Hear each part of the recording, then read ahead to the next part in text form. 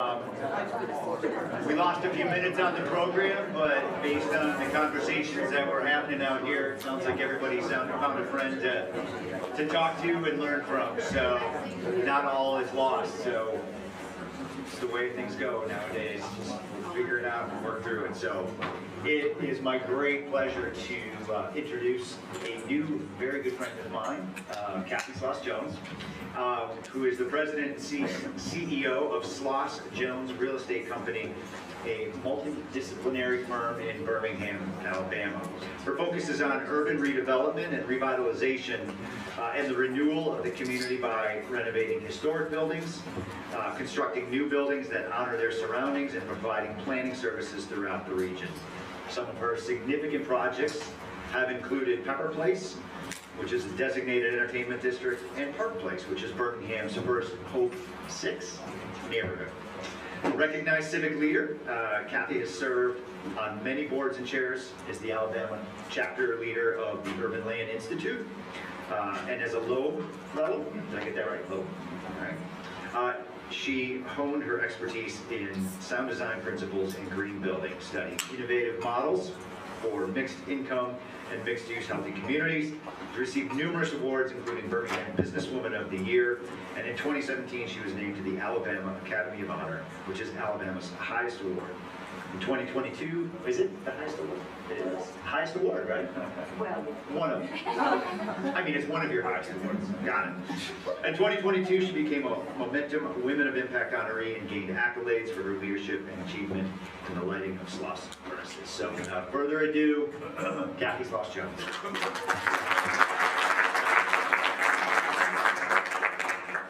Everybody, it's so nice to be in Knoxville. This is an amazing city. I've instantly fallen in love with it. The last time I was here was, I think, in 1980. I was pregnant. My sister was the coxswain on her college crew team, and they were doing the national competition in Knoxville, and she won. They won, which was great. But that was 1980. It was a very, very different city then. It's so beautiful. And I got to fly in, which was a treat, and fly over, and just amazed by all the green space and the way the city, the surrounding areas as well. So I'm from Birmingham. I'm going to talk about our city. I love, because Mayor White is I'm a great fan of his. He didn't even know it until now, but I've watched Greenville grow now to compare Knoxville. So I think there's real partnership and opportunity for us to all come together regionally, and I think that's really the conversation I hope we will have after. So I'll tell you about Birmingham, and then please let's think about and talk about how do we work through these larger problems together. And I think the solution, my challenge is to think about connectivity as a way to take some pressure off of particularly the southeastern cities that are growing, some of them so quickly. So we got lots of room to move around in Birmingham, which I'll show you because we have 150 square miles almost. Okay. So I'll talk about our company, and then I'm going to talk about the city as well, and I've got to figure out how to do this technology. Arrows. Okay. So we've built our work in Birmingham on a few basic guiding principles through the years. We're a 100-year-old company. I was trained, I actually majored in English and piano. So my background was not business, but I came into a family business. And at the top of the list of guiding principles is connecting to nature. So we call it greener is better. That's what we've always said for many, many years. And I'm so impressed, again, as cities go, that Knoxville and Greenville have made this a priority as well. I'll show you some examples of this in some of my slides as we're coming up. Birmingham, the city, has designed park and green spaces to support this idea of connecting to nature as well. This is a picture of Railroad Park, which won the ULI Open Space Award when it was first built. It's in our downtown. It has completely changed our city. It is a transformational park, as you saw in Greenville with your original park, with the first park. Unity Park. Reedy Falls first, sorry, I know, getting you, sorry. So we also, in addition to Railroad Park, we have two large urban parks to the east and west of our downtown. One is called Red Mountain Park. It's about over 1,500 acres. And to the east, in view of our downtown, we also have Ruffner Mountain, which is over 1,000-acre park. So when we built Railroad Park, we looked at this three-park initiative and how we could start to build this natural connection between. Plus, the city of Birmingham has 110 city parks throughout the neighborhoods, throughout 99 neighborhoods, currently being connected with a regional trail system, 750 miles of trails designed by Alto. And now, because 750 miles is so big, you can't really get your arms around it, and we've been watching Atlanta. So you all kind of play with that thought of Chattanooga and Knoxville. We play with the idea of Atlanta and Birmingham because there's so many interesting historic connections there. So Birmingham, too, has a lot going on in terms of building connected green spaces throughout the region. And I'll show you some pictures of these parks. Oh, and let me first kind of address this. So I was on a committee, I've been doing this a long time, and about 30 years ago, maybe 25, 30 years ago, I was on a committee that our mayor put together to say, every great city has a great park, where should we build our great park? In Birmingham. And we envisioned this railroad, this is our railroad line. So like you all, we have a rail line that runs through the middle of our city, right in the middle. And we have a highway that surrounds it. So we have an elevated highway. So when I'm driving through Knoxville, they gave me a great tour. It feels very familiar to you from Birmingham to you all. So I'll show you some examples of that. But our vision then, 30 years ago, was this great park along the railroad and with a regional trail system that would connect the green spaces throughout. So we've been building on that plan, as Mayor White said. Another guiding principle, let me see, I think I've got a couple more pictures. So this is Railroad Park. It's 17 acres. We actually built this for $25 million, if you can imagine that. And it's just completely transformed our city. These are some other pictures. The water, you know, I feel like Birmingham is a steel and iron city, and there's a lot of metal in the earth around us, so I think water is a great feng shui. We need more water is better for our city. And then this is the Red Mountain Park. This is the 1,500-acre park. You'll see how we tie a lot into the history. So this is a mine that's part of that. The railroad tracks they left in the park. It's fully accessible, which is a really important part of the involved in our city through the Lakeshore Foundation, if you know about that. And then this is a view from Ruffner Mountain, which is the 1,000-acre park, looking into the downtown. So these are more wilderness. My son went to nature camp here this summer. It's a beautiful hiking trails for those two parks along the way. Another guiding principle for us has been trying to understand and then hopefully to honor the history of a given place. I know you all have done that well. Mayor White also in Greenville is so involved in telling the story of a given place. And in Birmingham, we have a unique and powerful history that has really defined our city in so many ways. And I'll tell you a little bit about my history and then about our cities. I was born in Birmingham, have really always considered myself a daughter of Birmingham. I think it's because Birmingham has offered these amazing opportunities for me. Just coming from Birmingham, I get to be here. I've had all these wonderful experiences in my life because I'm from Birmingham. And you'll see, as I talk a little bit about that history, you'll see some of the connections there too, I think, with what we're talking about. I was born the same year as Fred Shuttlesworth. Does anyone here know who Fred Shuttlesworth is? So Fred Shuttlesworth, oh, and this is a third park, I'm sorry, this is another to the south. I forgot I put this slide in. This is called Oak Mountain Park. It's to the south of Birmingham, but it's a big mountain biking park. So I think there's some connections with your community here. A number of the bicyclists have been to this park. So that's great. So Fred Shuttlesworth, who I'd like to talk about now, came to Birmingham in the 1950s as a young black minister of Bethel Baptist Church. This is a, well, sorry, I have a few more slides, I didn't know. This is some of the connecting trails, excuse me. This is Rotary Trail, so I'm now running down the Railroad Park. Our Rotary Club built this park recently, and then this is the Jones Valley Trail. So you'll see similar pictures to other cities and to your city as well, how we are just starting to connect the trails as part of this 750-mile loop. This just opened about a month ago, so it's the newest connection. And again, 750 miles is too big, so they've narrowed it down to 36 miles, which will be similar to the Atlanta Beltline. So you'll be able to really get your arms around that loop that runs around the city. This is a turnaround there. And then the other part, so I'm still talking that part, I haven't moved the history quite yet. So the other part I want to tell you, because of your elevated highway, we have an elevated highway that separates our civic center from our downtown, from our central business district. And we tried to stop it. It had to be torn down to be rebuilt. We went to ALDOT, to our DOT, and they said, we don't have time, we can't figure out where else to put it. There was a big lawsuit, everybody was unhappy. And the head of ALDOT said, look, I'll do something. I'll build a beautiful park under the new elevated. Because, you know, nobody's really building elevated highways now. When you think about it, they're taking them down all over the country. So this was our new City Walk park. And this is what it looks like. It's about a $40 million park that the Highway Department paid for, which is great, Department of Transportation. They built it much higher than it was originally. We have a skateboard park as part of it, and this is what it looks like at night. So it's been a great addition to our downtown. So now I'm going to talk about Fred Shuttlesworth and our history, which knits into all of this as well.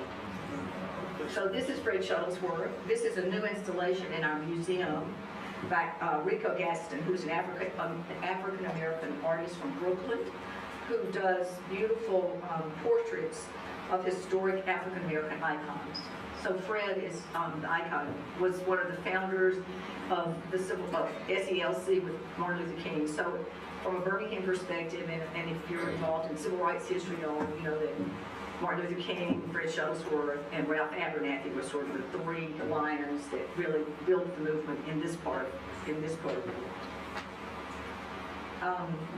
As soon as Fred arrived in town in the 50s, he started organizing movement meetings across the city in 60 black churches. So every Monday night there was a movement meeting. And in 1963, he invited Martin Luther King to come to Birmingham to face off with Bull Connor. And if you all know anything about Bull Connor and that history, he came to Birmingham at that time. I was 10 years old at the time, and really trying to, you know, there were so many world-changing events going on around Birmingham, around my world, that I just had almost no, you know, awareness of at the time. But what was happening in Birmingham is thousands of African-American children were marching for their civil rights.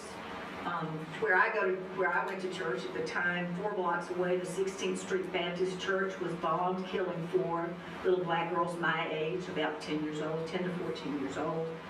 So I've really spent a big chunk of my life trying to understand that history, what it means, interpreting it, and how we can,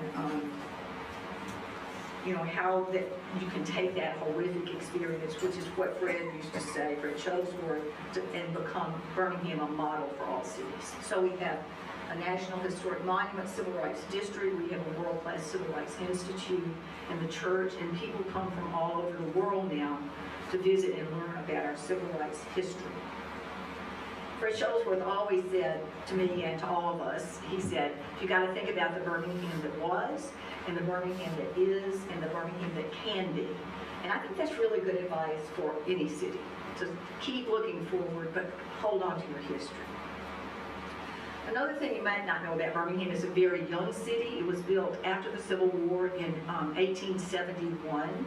And it's there because we have all the ingredients, only place in the world to make iron and steel in the mountains surrounding. It lies in a valley. My great-great-grandfather, and I can show you about Sloss furnaces, built this, which is right on the main rail line. It's called Sloss furnaces. But more importantly, he was credited for bringing the railroads to Jones Valley. There was a real competition. There was somebody trying to push the railroads further north to Chattanooga. And my great-great-grandfather was like, optioning land. And if you remember, if anybody watched that TV show called Hell on Wheels, I think that was the wild, wild world of laying railroad across this country. So he built Sloss University on the crossroads, and it really helped birth the city, because we don't have a beautiful river like you all do. And with no river, there's no transportation system, and there's no way to move product out. So no city. So getting a railroad is really what helped birth the city.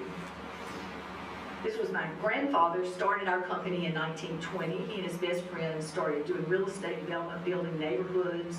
They built the first shopping center in the Southeast starting in 1939, I think, and called Factory's Way Shopping Center. And in those days, Birmingham, like Mayor White was saying, it was two cities. We were a segregated city. There was the black community. There was nothing about fairness or equality in the city. We had 2 parks, 2 schools, everything, and the better schools, of course, were in the white community. So it was a very difficult time in Birmingham's history. And then after World War II, my father joined our company. And I'll tell you a little bit about Fred, because he was a huge influence on me. He was a close friend, a great teacher to me. But he used to always say, if you can connect the dots in Birmingham, Alabama, it will resonate all over the world. It did with civil rights history. We have had these amazing experiences. Birmingham's called a magic city because it grew so quickly. So the people that work in Birmingham, a lot of us work very hard to connect the dots all the time. And that's the work that we're always trying to do, is how can we be more collaborative? And I think that's what we're all starting to do with this connection to wilderness areas, to nature, and trails that can connect our cities throughout the entire region. And I think there's real value in us doing that collectively. So I came to work with my father when my grandfather died, right out of college. And I spent a lot of time before that in the outdoors. I was an Outward Bound graduate, big Outward Bound, very involved with the North Carolina Outward Bound School. And I came back to a city that was to a lot of abandoned buildings, burned out lots, a lot of urban sprawl, deteriorating neighborhoods. The donut effect. Our city center had basically emptied out, and everything had sprawled to the south primarily. And I hated losing, again, the beautiful farmlands and forest lands that surrounded our city. They were an important part. So I convinced my father then, I was young, and he said, okay, that we would focus all of our efforts on rebuilding Birmingham's urban core, and that people would come back into the downtown if we did. So that was the work that we began doing in the early 80s. At that time, there were very few developers that thought like we did, but we had the support of great city planners and the Auburn Urban Design Center, which is like Dwayne's center. It's an important part. We talked about Stroud Watson. Chattanooga had a great urban design center as well. So that was a big help to me and to our city. Our work, it was in the Lakeview district. Let me sort of show you, I'm going to show you a few of our slides in a few minutes. We started working in the Lakeview district, which is a downtown adjacent. So we were not actually in the city center proper, but we were in an adjacent neighborhood. So I'll show you a slide that connects that to there. I also discovered the Main Street. Has anyone in here used the Main Street program, Main Street formula, which is fabulous for me? It was just a great way. It was set up to save small towns from Walmart, but it really does work so well in neighborhoods. And it's about good design and having an organization that supports it. You all are doing all of this. Economic restructuring, what's the economic hook for a given area, and promotion. So we had a lot of events and festivals and anything that could bring people into these abandoned neighborhoods in the city center. And we've had a great gift. Like Mayor White and you all, it takes time. City building is a slow process. So we've really been fortunate to work on many of these projects for a long time. We own a lot of these properties and have owned a lot of them for over 30 years. So you can continue to build the neighborhoods slowly but surely. Birmingham also has great bones and great streets. Let me just show you a few of our projects. This is our downtown. These are just some of our projects that we've done. We've built an office building, but knitted in a little pocket park. This is originally when it was done. It's now 15 years old, I guess. And but we did a pocket park there. This is the Hope 6 neighborhood that Wayne talked about. It is a mixed income neighborhood. It was a blighted public housing community at the time, mostly about half empty. And we were able to secure a grant from HUD to rebuild mixed income housing in this neighborhood. I worked on the plan to help get the grant, and again, I'm sort of a frustrated urban planner, so we did a master plan and looked at, if you're going to bring together families from different backgrounds, it's 40% subsidized housing, 20% low income, tax credit housing, and 40% market rate. So if you're going to bring families together that might not know each other, how do you build a great neighborhood? And that was, for me, an amazing experience. I really spent a lot of time in the neighborhood, got to neighborhood, and so we did several projects that we really felt like would build community, and that was the focus. We took an old empty building, the old gymnasium of a school, and turned it into a youth development center for kids. We took the old school, which was empty. This is where Fred Shuttlesworth got beat up by the Klan in 1956, trying to integrate the school. So in terms of our civil rights history, it's an important part of our city, but it was just an empty building, and it's now the best public school in the Birmingham public school system, called Phillips Academy. We had a piece of land. There was some community gardening, a little bit going on in the neighborhood at the time. The residents were very involved in gardening, so we helped work with a foundation and a group called Jones Valley Teaching Farm, which now has, they're actually in 14 schools across the city now, similar to the Edible Schoolyard program, if you know that. But it's a beautiful farm now, and people come from all over the country to follow their model and learn about what they do. And it's also in the neighborhood. These are just a couple of other projects where we have trails. These were done a little bit earlier. This is the old Southern Living building. This is a building that was converted, but the trails run about 10 miles along this, and this is just to the south of our downtown. And again, historic buildings are just an important part. So this is another building that we did downtown, which was an old Anheuser-Busch building, which was a lot of fun. And the trail and the park are connected to this. So we're always thinking about how do you fill in, how do you connect, how do you build green spaces around. In the midst of all these developments, and Wayne mentioned I became a Loeb Fellow. I got this sort of gift from, I don't know where, from the universe. And I got to go to Harvard in 2006 through 2008 to study urban planning. Out of that, the Loeb Fellowship, which I will encourage, I know Dwayne knows about it. It's it's something we need more Southerners as part of the fellowship of Loeb Fellowship. It's at the Graduate School of Design at Harvard. It's for mid-career practitioners. They choose 10 people a year. It's 50 years old, and you just get a year of wonder. You can do anything you want, any school, any class, Harvard, MIT, anywhere in the world you want to go. Just a tremendous amount of resources are provided to work with mid-career folks who work in the built environment and the natural environment. It also now, with about 500 alumni, is a great resource for cities. I mean, it's like ULI, which I'm a great proponent of, and I know you all had a ULI panel here not a few years ago. But Loeb Fellows also, if you sort of give them enough wine and good food, we love each other and love to work on projects similar to that. So it's a great resource that cities can use, the Loeb Fellowship at Harvard. And then through Loeb, after Loeb, which kind of changed my life, I got involved with the Mayor's Institute on city design with Joe Riley, who was a longtime friend and mentor to me, and the Rose Fellowship, which have also been positive influences. So those are some other great tools that you can use that I would recommend. So for me, city building requires an interest in urban planning, great design, and community development. We've worked really hard to make neighborhoods like that at work. So I'm going to talk a little bit about Pepper Place. Wayne mentioned Pepper Place. This was a totally abandoned neighborhood in this adjacent, so you can see our downtown. So we're on the other side of the highway. It's called Pepper Place. But Lakeview was virtually an empty neighborhood. It runs along the railroad tracks, right by Sloss furnaces. and I'll show you some pictures of that. It's now an entertainment district. We started with one building. Again, I'm sort of learning as I go along. It's growing and learning. The buildings are as we're going along. And we started fixing up one building at a time at Pepper Place. So this was an old Dr. Pepper syrup plant. In Birmingham, during the Depression, everybody lost their job. It was a city of iron and steel. And the Depression hit, and 100,000 people were out of work, and nobody had a job. So this area was designated as a place to try to diversify our economy. Dan knows it well. And it was there, so it's a hodgepodge of businesses. We had a biscuit factory, they made all the Dr. Pepper syrup east of the Mississippi here.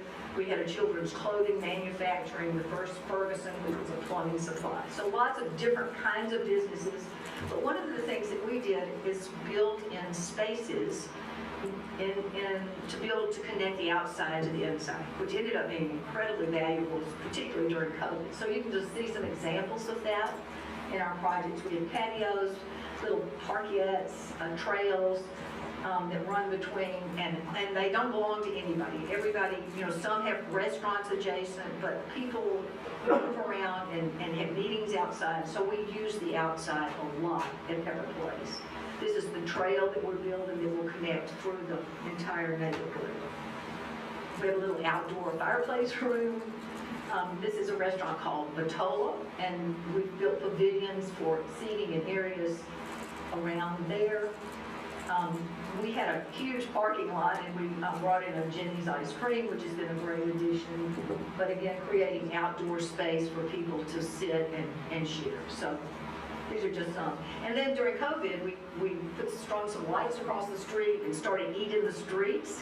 So we have lots of concerts and events. We have Day of the Dead. We have a lot of activities, breaking bread, a bunch of events go on there all the time. This is another one of our restaurants called Ovenbird. We have 5 James Beard chefs. So as I mentioned, Birmingham's a great city for food. We have some of the best restaurants anywhere. And we have 5 great James Beard chefs at Pepper Place. So we eat good. And this one, again, just embraces this little garden that's adjacent. We built a little bocce court. So these are the kinds of little green spaces that we try to build into everything that we do.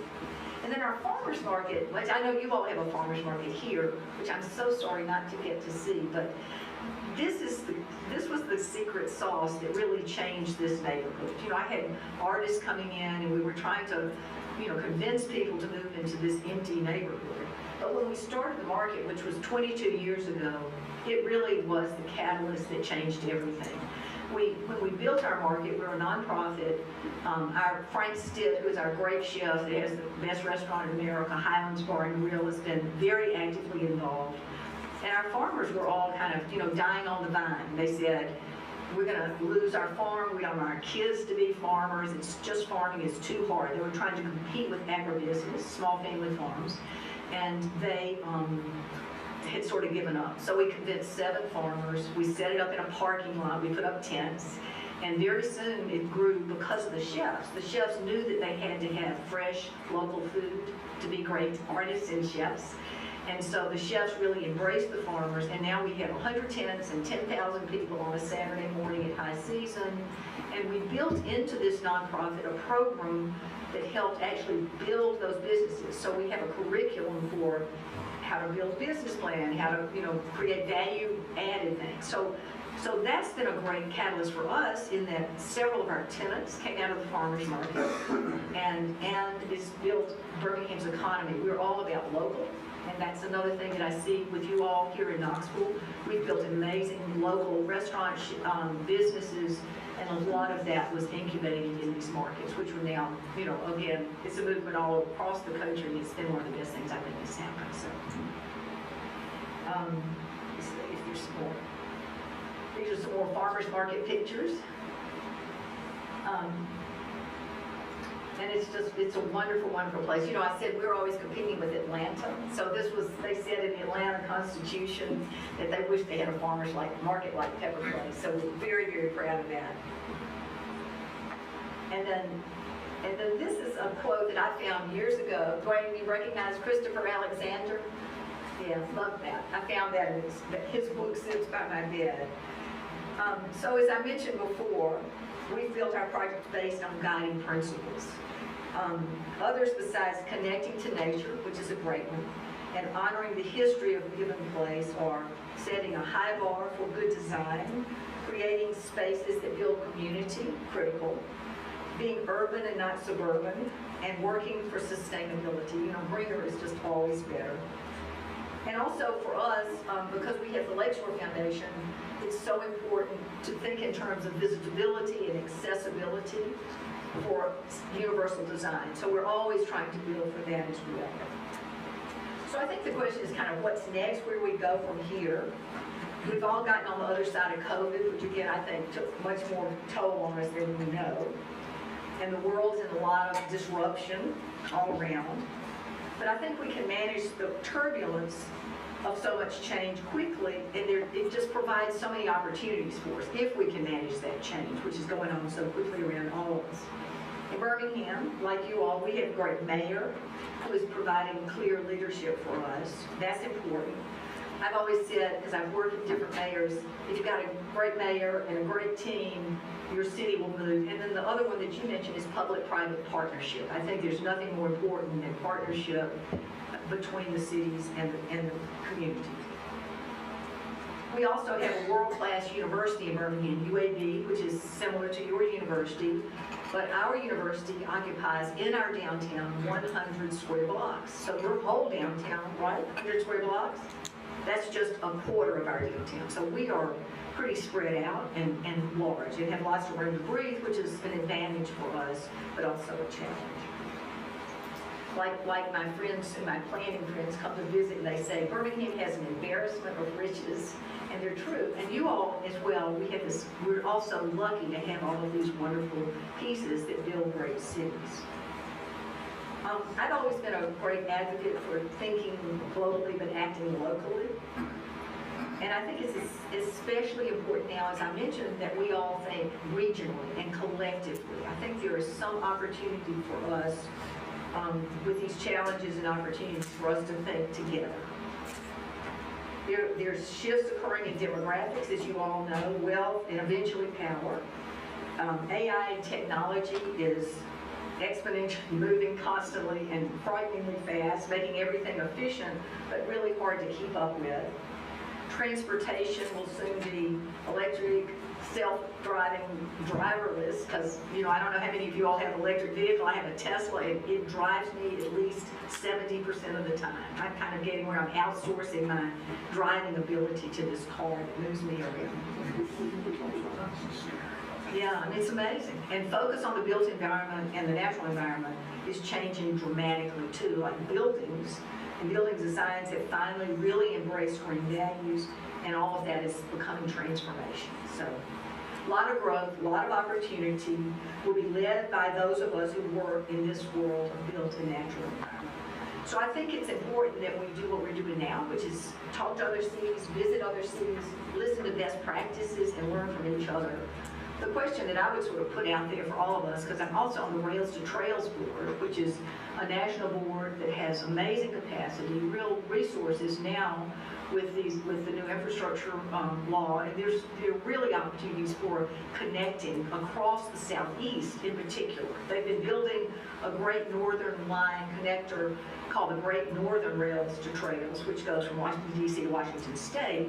But we are now trying to really think about how do we start to connect the Southeast through active transportation lines. So it's another conversation to have. The challenge, I think, for all of us, which may be our next conference next year, I would encourage you, is how do we manage all this growth? Because I look at Asheville, North Carolina, Nashville, Tennessee, Alston, Texas, which have grown so quickly that is making them crazy. There's no housing. I mean, that's the challenge, and it'll probably come to you all much quicker than it's coming to us. I mean, Birmingham, again, we got a lot of room to breathe, y'all much less. And I've heard housing is already a challenge for you. It is for everybody across the country. We've got to build 4 million housing units across the country soon. So I think, again, the challenge for cities our size, especially in thinking about climate change, and there are a lot of folks that moved to Birmingham from New Orleans after Katrina. I'm looking at Florida. We have a place in Florida. I can't get insurance on our house in Florida. No insurance. So I think we may be seeing an exit from a lot of people moving out of Florida if they can't figure out insurance.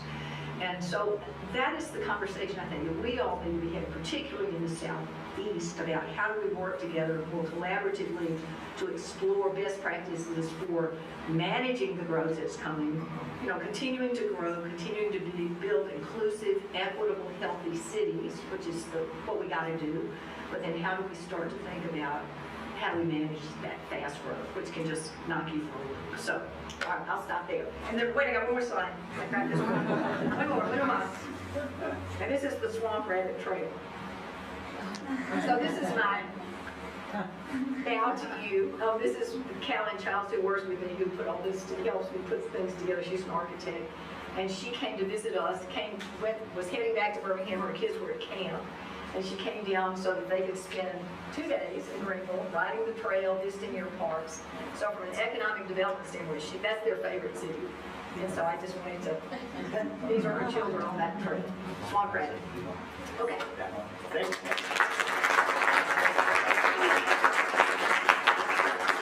All right, we got a little derailed on time. So, but I do not want time to go without asking a couple of questions. So if there is, yes. I thought with the steel connection for sure I would see the big Vulcan statue. I know you should have seen it. Did they take it down? No. Okay. Vulcan is there and alive and well, and it's been renovated and it's a beautiful park. So that's another park. That's another one of those 100 You have a story behind we show the fireworks. They just spent a lot of money lighting, so it's very beautiful. I'll add that next time. Thank you. Jessica. Yes, Jessica. Kathy, can you talk about your partnership with the government in Birmingham on some of these projects? Well, I'm a big fan of our mayor. I work closely with our mayor. I can give you several examples. So one, Pepper Place has bad streets, and we have a great complete street ordinance, but not many complete streets. So we're trying to get more bike and pedestrian connection trails. So we actually worked with the city through our little business association. We wrote the grant, we put up the match for a tip and tap fund. And I've been waiting, it takes a while to run through Department of Transportation timeline. But this, in the first quarter of next year, they'll start redoing all of our streets, narrowing the streets, adding swells, bike lanes, and that sort of thing. So that's one little example of how we work. Our mayor likes public-private partnerships, so as we're developing parks, we're really trying, again, Greenville, we look to Greenville for a lot of best practices, and I'm hearing him mention them today. But I think just the importance of how you work with planning department. I chair ULI, so the Urban Land Institute, which I think you all, is anybody here a member of ULI? It's a great program that really, that focuses on best land use practices, offers great political cover for mayors, in my opinion. So I would encourage you to look at programs like ULI as well and see, a large part of that is that building public-private partnerships. Yeah, yes, sir. Eddie Aldridge was a good friend of mine, and the Aldridge Gardens are probably going to become an international hydrangea park. So, do y'all have many of those coming around, or was Eddie unusual? He was a wonderful person. I knew him too.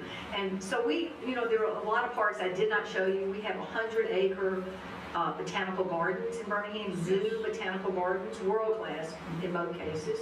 It's right across the street from where I live, which is pretty nice. Aldrich Garden was very near those botanical gardens, and when their family, when they moved it to Hoover, which is the adjacent town. We have a lot of little municipalities surrounding, but I was out there not long ago, and it's just a beautiful park and a great part of sort of this collective of parks. The work that we're doing in Birmingham is really trying to map and be strategic about building an integrated system for parks and trails. And Atlanta's, again, the Beltline is a great example for all of us to look at, but how we think about how do our parks connect to our trails, which then drives development into neighborhoods and helps make for healthier. So Aldridge is one of those beautiful little parks. It's a gem in our city. Last one. Oh, sorry. No, I've got one more.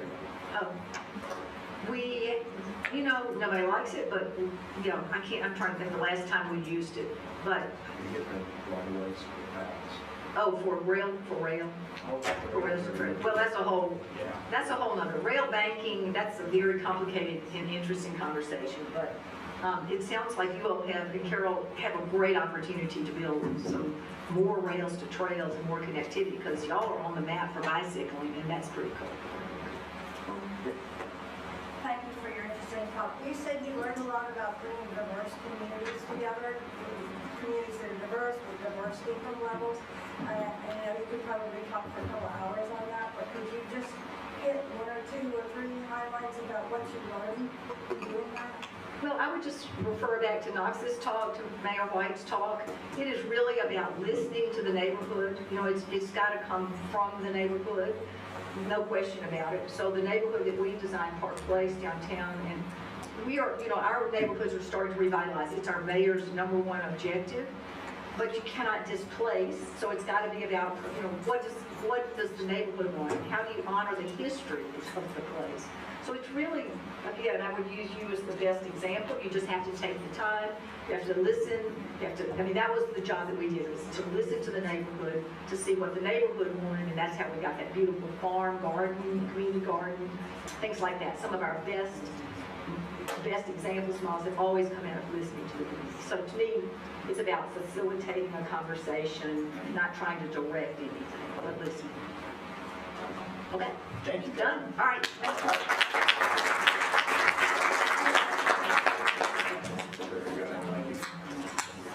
All right. Where is, there he is. Come on up here, let's see, make sure we can get our, so we had all these challenges before. Notice how this is one more picture.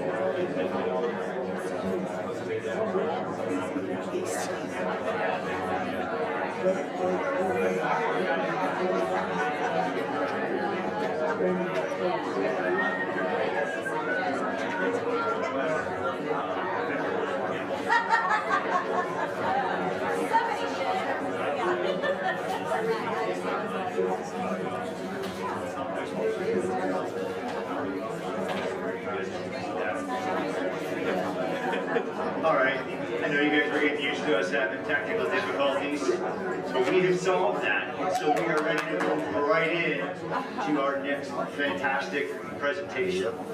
Ms. Ryan Alston. And let me give this introduction to her.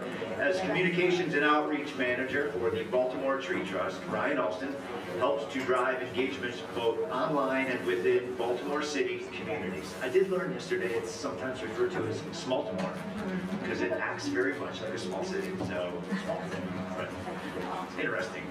But she works to promote the Tree Trust mission and outreach initiatives. Ryan works closely with the neighborhood stakeholders, elected officials, and city residents to cultivate strong partnerships ahead of tree planting operations, ensures positive co-benefits during and after planting takes place. So it sounds a lot of public-private partnerships, finding out what the residents want, making sure we're coordinating with public utilities and services. I mean, this is a culmination of both things that we've talked about on the public and private side, so can't wait to hear this. A creative thinker with passion for graphic design and marketing, Ryan is the voice behind the Tree Trust brand, helping to spread awareness across the city, and I would say across the country now, since you're going to be here, for a healthy urban forest. So please give your attention to Ryan.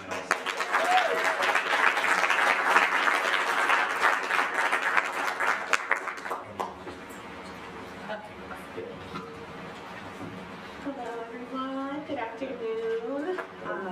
So excited to be here. I think I can speak for the entirety of the Tree Trust when I say when we first got the email from Keep Knoxville Beautiful that we were all kind of like, wow, our kind of work is being recognized, and our small organization has really had a lot of growth in just our staff and operations, and just the fact that, you know, miles away an organization is interested in hearing about the work that we're doing. We were all really honored and wanted to make sure that we could come up. So thank you again. I'm Ryan. I am Communications and Outreach Manager for the Baltimore Tree Trust. And today we'll just kind of briefly touch on how we are working with our operations to increase tree equity and kind of this conversation of environmental justice. So the Baltimore Tree Trust was actually founded in 2008 by a group of we were founded by a group of 4 women around a kitchen table in the neighborhood who just kind of had this initiative to really green Baltimore and create a healthier city, and doing that through trees. And this kind of idea came from a tree canopy assessment that really recognized that Baltimore was kind of lacking in trees and urban canopy. And so their goal was to really build a tree canopy and kind of reach this 40% threshold of trees within Baltimore City through really community engagement and volunteer engagement. So that's kind of how they initially started in 2008. And ever since then, we've been steadily able to grow our operations, grow our staff. We've gone from those 4 women to a staff of about 30 individuals, and that is our kind of back-end administrative staff who work a lot with the operations. We have about 12 admin staff.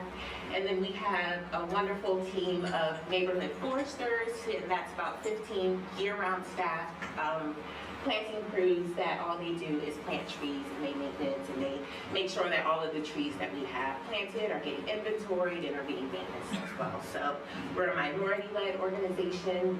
I like to say we're a group of young professionals really using our experience and all of our interests to really just build this awareness of urban forestry and kind of think about Baltimore as a green city, and where I think a lot of people don't necessarily think of Baltimore as that. So really changing the conversation of how we look at Baltimore and the environment of Baltimore itself.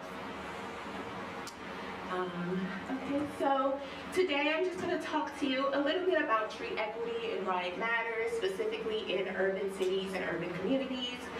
We'll touch on ways to achieve tree equity through community outreach and engagement initiatives, and I'll also just overview the Tree Trust operations of how we're putting tree equity into practice through our tree planting work. So to start us off, I'll read this quote from treeequitystore.org that reads, "A map of tree cover in American cities is too often a map of income and race. Ensuring equitable tree cover across every neighborhood can help address social inequalities so that all people can thrive." I'll revisit this quote a little bit later in my presentation, but essentially tree equity really relates to trees for all and everyone having access, the same access to green spaces and urban planning, and really all of the benefits that trees can provide. At its simplest definition, we're kind of thinking about tree equity in this term of environmental justice, and especially in urban communities, that's not always something that's really thought about, and environmental justice is really kind of the forefront of our conversation as we're doing our work, and making sure that all Baltimore City residents, you know, in all of the neighborhoods that kind of make up the wonderful makeup of Baltimore, making sure that everyone has equitable access to those green spaces. Due to decades of discriminatory policies and practices, trees are often sparse in neighborhoods with more low-income families and people of color. And studies also show that neighborhoods that have been economically disinvested have fewer trees, of course preventing people from living, preventing people who live there from reaping the benefits of trees. I did not grow up in Baltimore City. I grew up about about 45 minutes away in Prince George's County, which is a little closer to Washington, D.C. But I never really thought about this idea of having access to trees and being able to go to parks, and really never really understood that some people don't have that access. And so it wasn't really until I moved to Baltimore and started working with the Tree Trust that was really apparent to me that a lot of people, you know, think of trees as just something that you see, but it's not necessarily a part of a city. And it's specifically in Baltimore, as you're walking around the different neighborhoods, there is a lack of that. You see a lot of abandoned buildings, we see a lot of concrete, and very few trees. And as a result, it's just affecting the quality of life of the residents that live in the city. So tree equity in this lens of kind of public health involves looking at trees as a critical infrastructure, just the same way we think about rail systems and streetways and street lights and water systems. We at the Tree Trust are really trying to change the conversation to include trees in that conversation, getting city officials and elected officials to really think about the importance that trees should also have in residents and communities. As the communications voice for the Tree Trust, it's my goal to really push that conversation forward. And so it's opportunities like this, coming to be able to share with you all kind of the difference that Baltimore City does have, and kind of the nuances that the city has because of its lack of green spaces and urban canopy. We all know that trees help to purify the air, water, and provide green spaces, but they can also help generate wealth through increased property value and the creation of green economy jobs. And I talked a little bit earlier about our neighborhood foresters, but we at the Tree Trust are really trying to diverse the sector of green economy jobs.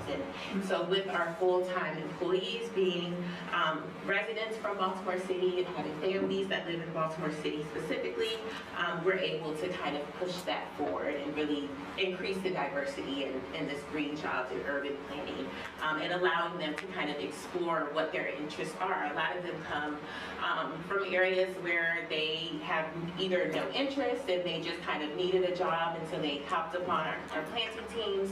But with our organization makeup and system, we're able to really engage and educate them on all types of environmentalism and sustainability, and help them through that education process, and allow them to kind of expand from the Baltimore Tree Trust. So we'll place them with different partner organizations, and they're able to kind of expand their experience as well. Okay, so yes, that we can generate wealth through trees, we can create green jobs, and trees also work to cool city temperatures, reducing the impact of urban heat island effect, and that has really greatly affected Baltimore communities and its residents for years, which is really evident if you've ever visited Baltimore in the summertime. It's extremely hot, it's extremely muggy, residents are discomfort, they have high levels of discomfort, a lot of them are angry, a lot of them are just kind of not in the mood to deal with each other, and that is kind of a direct effect of how hot the city can get in the summertime. So essentially, urban heat island refers to excessive heat concentration due to the lack of shade or tree cover present in an area.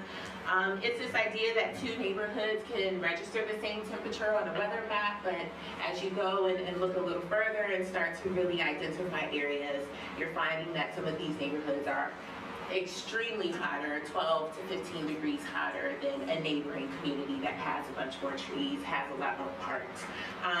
With this map here, it's very kind of interesting. You can see this Inner Harbor area, and this really red area is a lot of those neighborhoods have a lot of our tourist attractions. So it's the Inner Harbor, it's the Ravens and Orioles Stadium.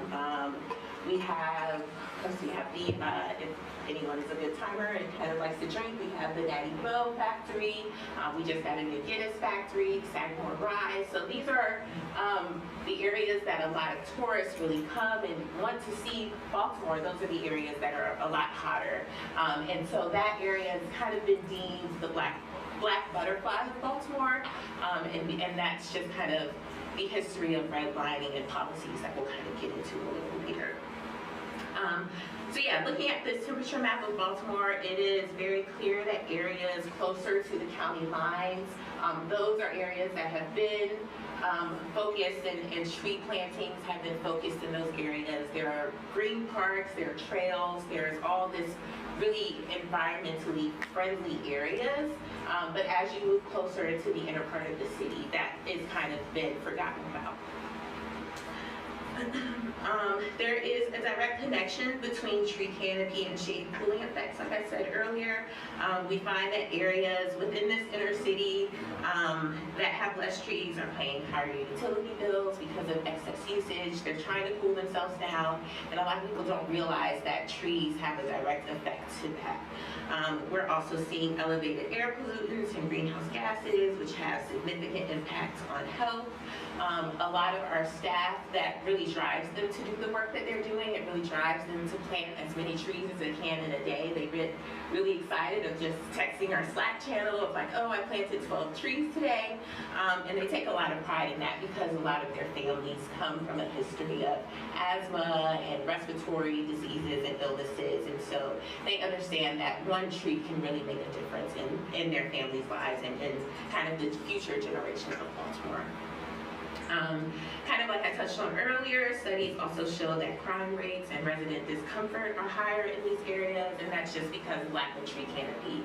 I think we all can kind of understand that seeing a tree and being outdoors can really raise those serotonin levels in your body and make you feel a little better. And so if you're not seeing that on a daily basis, just kind of imagine what that can do to your life, and kind of along with all of the other socioeconomic, disenfranchised, kind of systematic issues that go on with that. Just kind of think about if you didn't have an outlet for that, how you may feel. So with the understanding of urban heat island effect, the tree equity score tool developed by American Forest is a great tool that we use to be able to identify areas of priority when we're planning our planting sites throughout the season. So a little scientific, I'm not super great at explaining this, but I'll try my best. So the tree equity score is actually calculated by taking the canopy gap, which is available locations for trees, versus the population density, and kind of multiplying that, creating this equation to think about all of the different factors that really make up the neighborhood. So we're looking at race, we're looking at income, we're looking at health statistics, age, and kind of seeing what the tree equity score, how that affects the makeup of that neighborhood. So this is actually one of the planting sites that we worked with last season, and we'll revisit over the next couple seasons. As you can see, areas outside of this kind of main neighborhood, they're green. Those are closer to the county. Those are closer to the developed parks and things like that. But directly in these neighborhoods, you can see this orange is kind of identifying a low tree equity score. So these are areas that don't have a lot of trees. They don't have any parks really. If it is a park, it's kind of like a neighborhood lot that's just kind of come about because of an abandoned house that's been kind of torn down. And so these areas are really kind of charting lower on the tree equity score. And so the ultimate goal for us is to green the entire Baltimore, connect the tree canopy across neighborhoods, across cities, and really creating neighborhoods that have high tree equity scores, high tree canopies, high green spaces, high levels of green spaces, and places for people to visit and enjoy. And so these factors, using the tree equity score tool, these factors really help us plan our project proposal, helps us when we're going into communities, provide them a tool of this is what you are, this is how your neighborhood looks now, and this is how it can look once we bring in trees to your neighborhood. Okay, so kind of looking back at the history of Baltimore, many redlining practices were initiated actually in that city, and was really the blueprint for a lot of the systematic and disenfranchised issues that kind of trickled across America. So Baltimore, when we think about it, was really the blueprint for that and those practices. These nationwide practices that were initiated in the 1930s were a way to categorize communities with serious bias as to whether or not they were deemed safe or hazardous for investment. And so I kind of talked a little bit about the black butterfly in a previous slide, but you can kind of see these areas specifically in this inner city Baltimore. That's kind of been deemed you know, the unsafe or hazardous communities of Baltimore, and those were areas that were really had higher population levels of people of color and minority groups. And as you move out a little further to the county lines, that's what we is kind of now considered the white L, which was areas that were invested more in. They were kind of prioritized for investment and redevelopment, and so those effects really trickled down, and we still see those effects in Baltimore City today from those redlining practices and initiatives, unfortunately. We see that now in Baltimore City in a combination of food deserts, higher levels of poverty, and lack of equitable access to health care. Of course, we're seeing elevated crime rates, and so this all really ties back to this idea of redlining being kind of this systematic problem that has more effects than just kind of how people live, but it's really trickled down to the number of trees and parks and green spaces that residents really have access to in Baltimore, which is really unfortunate. So this graphic was not going to change, but if you want to see it, feel free to come find me. But this is kind of the first graphic of redlining, and then overlaid with that is the tree canopy, which would have been in green. But this really illustrates the effects that redlining has had across Baltimore. And so the concentration of redlining in the urban cities, deemed as the black butterfly, was where we saw a lot of minority residents and disinvested communities compared to the kind of areas that don't have a lot of red, which was what was really more invested in. Essentially, these communities were passed over and forgotten about, and in turn, resident voices were forgotten, resources were sparse, and communities were forced to survive against systemic issues that didn't really take into effect what residents really needed and wanted. And so this is what we're working to change through our plantings, and really kind of like our speakers earlier talked about, was getting that resident engagement and having their voices be heard is really what's important. And as the outreach and communications manager, that's kind of my job, is to make sure that residents are engaged, residents know the work that we're coming to do. And so we'll talk a little bit about that in these next couple slides. So building tree equity through outreach and engagement, which is kind of my favorite part to talk about, because I think it's such an important part of our work that we're doing. We see a lot of our partner organizations, you know, they'll go in and won't really take into account what the residents need.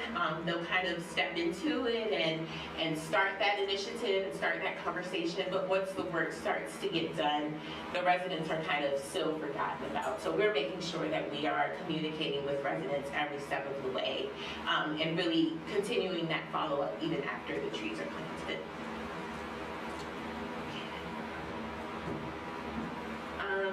So we have a running joke with our staff that we are the Tree Trust because we're building trust in trees with the community of Baltimore. It's in our name, the trust in trees in our organization and the work that we do. Because of Baltimore's historical redlining practices and white knight tactics, residents were really left out of the conversation of changes that needed to be made within their own communities.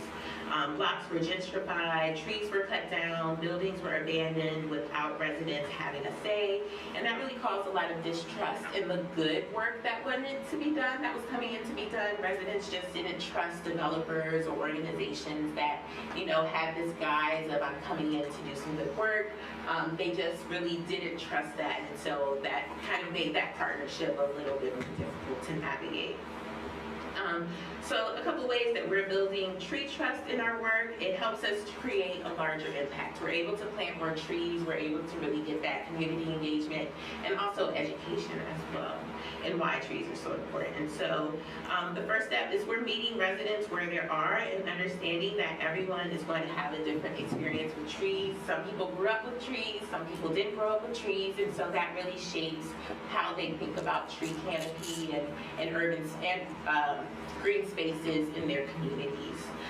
We're informing and educating, we're clearing up misconceptions about trees and maintenance, and emphasizing the importance of trees, specifically in urban forestry and the impact that trees have in urban spaces. So this is kind of clearing up those misconceptions of, is this tree going to break up my sidewalk? Are the roots going to kind of flow into my pipes? You know, residents of Baltimore don't necessarily have that understanding. I know I didn't have that understanding, so it's all kind of a learning process and engaging and educating residents specifically. We're allowing resident voices to be heard. Like I said, communities want to have a say in what happens in their neighborhood, kind of like what Mayor White talked about earlier. And residents ultimately know what residents want. So we look to them as we're building out our proposals and our tree plans to really see where is a tree going to be beneficial versus where is it going to be a hindrance, really involving community voices in those conversations. And we're also targeting outreach training for all of our staff. So even our planting crew is able to kind of talk about these outreach engagements and initiatives and really engage residents while they're planting a tree. A lot of times they'll plant outside someone's house and a resident will come out and just want to, know about the tree, want to know about our organization. And so making sure that the planning teams even have that understanding and being able to engage with residents is really important as well. So everyone on the team should really kind of know and understand how to interact with residents on that one-on-one level. So the first step to building tree trust at the Baltimore Tree Trust is this initial outreach. And so with that, we're meeting with community stakeholders to identify areas of need and interest. So these are a lot of times community members who have been in their homes, they've grown up in these communities. They can connect us to other residents in different neighborhoods. They can connect us to school contacts. These are our stakeholders who really have a say and are trusted by residents within their own communities. They've been a part of these communities for years and have really seen how the communities and neighborhoods have been changed and affected by disenfranchisement and disinvestment. And so they're able to kind of speak a little bit about what the community needs rather than us just coming in and telling them what they need. So with this initial outreach, we're personally walking with stakeholders around their communities. We're seeing the development that's happening and kind of talking to them one-on-one about what's needed in their areas and neighborhoods. The next step is community engagement, and this is attending community meetings, doing tabling events, resource fairs. We're connecting with schools and doing different school meetings. Excuse me. And this is really allowing us to have that open communication and clear up misconceptions. Like I talked about the pipes and the roots and utilities. It allows us to meet people where they are. We're able to deconstruct problems one-on-one, and we're also respecting those opinions and those accommodations. So residents are really able, if we're at a tabling event, they see us, they come up, they have a bunch of questions, and that's really where we're able to kind of connect with them one-on-one and hear their voices personally. This opens the floor for residents to have input when historically they've been left out of these types of conversations. The next step, after we've done our kind of initial site assessments and we've started to kind of talk about our tree projects to the community as a whole, then that's when we go out and do our canvassing and door knocking with targeted flyers. So we are going out, knocking on doors and letting residents know of the work that we're doing, whether it's concrete cutting, whether it's pruning, whether it's the actual planting. These flyers are going to help residents understand the work that's going to be done in just a different way. These are specific to the work that we're doing, so we do our own in-house concrete cutting. So if it's concrete season, we have flyers that do that. We work in a lot of different bilingual neighborhoods, so we have targeted flyers for that as well. Although we're planting on city property and kind of the right-of-way and street tree lines, we're giving residents the option to decide whether or not they want a tree outside of their property. So even though it is city land, city property, we're giving residents the option, again, to just let us know, hey, I don't want a tree. And so something that's really exciting as we're growing our operations and our GIS teams are able to kind of inventory our trees and all of the addresses that we plant in, residents can actually go online and use our Survey 123 form and let us know that they don't want a tree, and so that feeds directly into all of these systems that our planting teams see, and so they know as they're going out, okay, this resident doesn't want a tree, I know I can skip that house.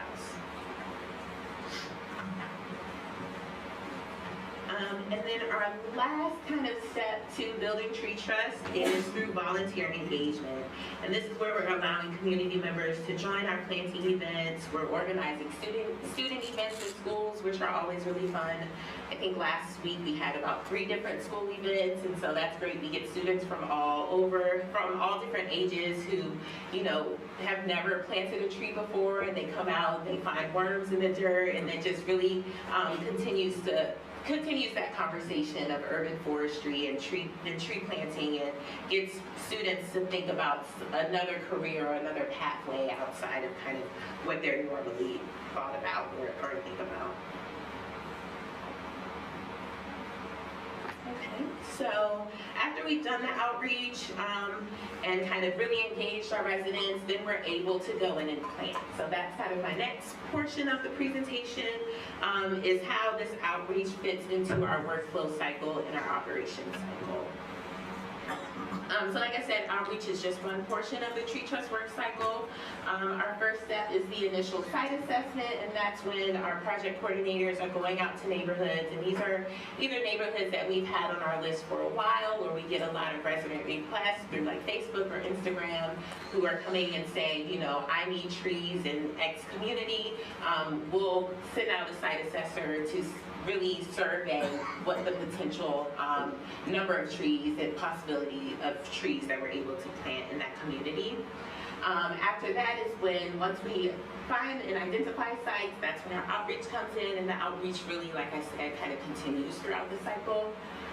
Site prep, kind of how I talked about earlier, is where we're cutting concrete, we're expanding tree wells, we're doing the pruning if any trees need to be pruned before we come in and replant them. We're removing dead trees that may need to be replanted. So doing that site prep sets us up to be able to plant as seamlessly as possible. And like I said, our tree planting crews have really gotten down to a system of being able to plant about 12 to 15 trees a day per crew. So that's really exciting. And then after our site planting, that's when our 2-year maintenance warranty kind of kicks in. And so that's really exciting for us as an organization. As we continue to grow our operations, we understand that maintenance is really a driving factor into whether residents want these trees or not. When I'm doing door knocking and canvassing, a lot of residents will say, well, who's going to take care of this tree? Who's going to water it? Who's going to mulch it? You know, I don't want this to become a burden. And so that's really what initiated our 2-year maintenance plan, is because it allows us to make a larger impact. Residents are kind of a bit more open to having a tree if they know that someone is going to take care of it. So within our maintenance plan, we water, mulch, stake, de-stake. Any tree that dies within that 2 years, we're able to replace it, and that kind of counts again within that 2-year period of just continuing to make sure the trees are sustainable, and once they're planted, we know that they'll be able to survive as best as possible. As the conversation begins to shift around urban forestry and impacts, we definitely understand that urban trees are more expensive to plant and as well take care of.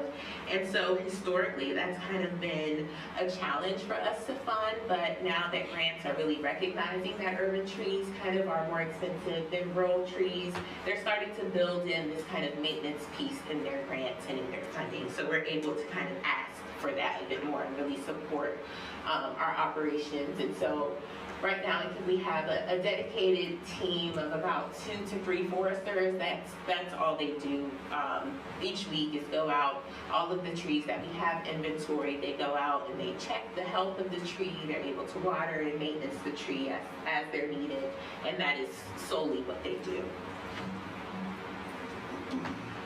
So looking into funding, and I'm not the best, I'm terrible with my own finances, so like explaining the tree trust finances is kind of a bit of a conundrum to me, but I'll try the best I can. Okay, so we get a lot of funding from a bunch of different sources, and like I said, as we continue to grow our operations, we're looking for different funds and grants that can help to support our work and our salaries and things like that. We are completely, well, mostly grant funded. We're a non-for-profit, so we're not taking profit out of anything. All of the funds that we're getting are solely towards our operations costs and our salary costs. We get a lot of funding from Maryland DNR, U.S. Fish and Wildlife, USDA, Forest Service, Baltimore City Department, and so those relationships really help us kind of target the work that we're doing. This picture here, we actually had a team of DNR, and I think they were from the Maryland Forest Service also. They just came out for a day of training with us. They wanted to know how we plant our trees. They wanted to know how we're engaging communities. And so aside from getting funding, we're able to kind of just share our experience and share our knowledge with all of our funders and partners. What's really been exciting is this partnership that we have with Tree Baltimore, and this is a nonprofit that, a mayoral initiative nonprofit led by the Baltimore City Department of Recreation and Parks. And Tree Baltimore really allows us to do the bulk of our work. We receive 1,500 trees from them each season through a subsidy tree stock. And so this allows us to kind of leverage other grants, because we're able to say, we're getting these amount of trees from Tree Baltimore. This is the work that we're kind of proven to do. How else can you help us sustain our work? The trees that we get from Tree Baltimore are large 200 to 300 pound fallen burlap trees, so they're making instant impacts in the communities that we're planting in. It's really amazing to see these trees come out, and my favorite part is the team will be out like digging the holes, and then the tree truck will come and drop the trees in the hole, and it's really amazing to see just the instant impact that these trees are going to have in communities. Tree Baltimore is another great kind of outlet for friends of groups and community associations who want to bring trees specifically in their communities. Tree Baltimore helps provide the trees for those outlets as well. So Tree Baltimore is a great kind of resource for educating and engaging residents. They have tree pruning classes, weed warrior classes that certifies residents to be able to do this kind of tree maintenance work in their own communities and really become advocates for urban forestry and trees within Baltimore.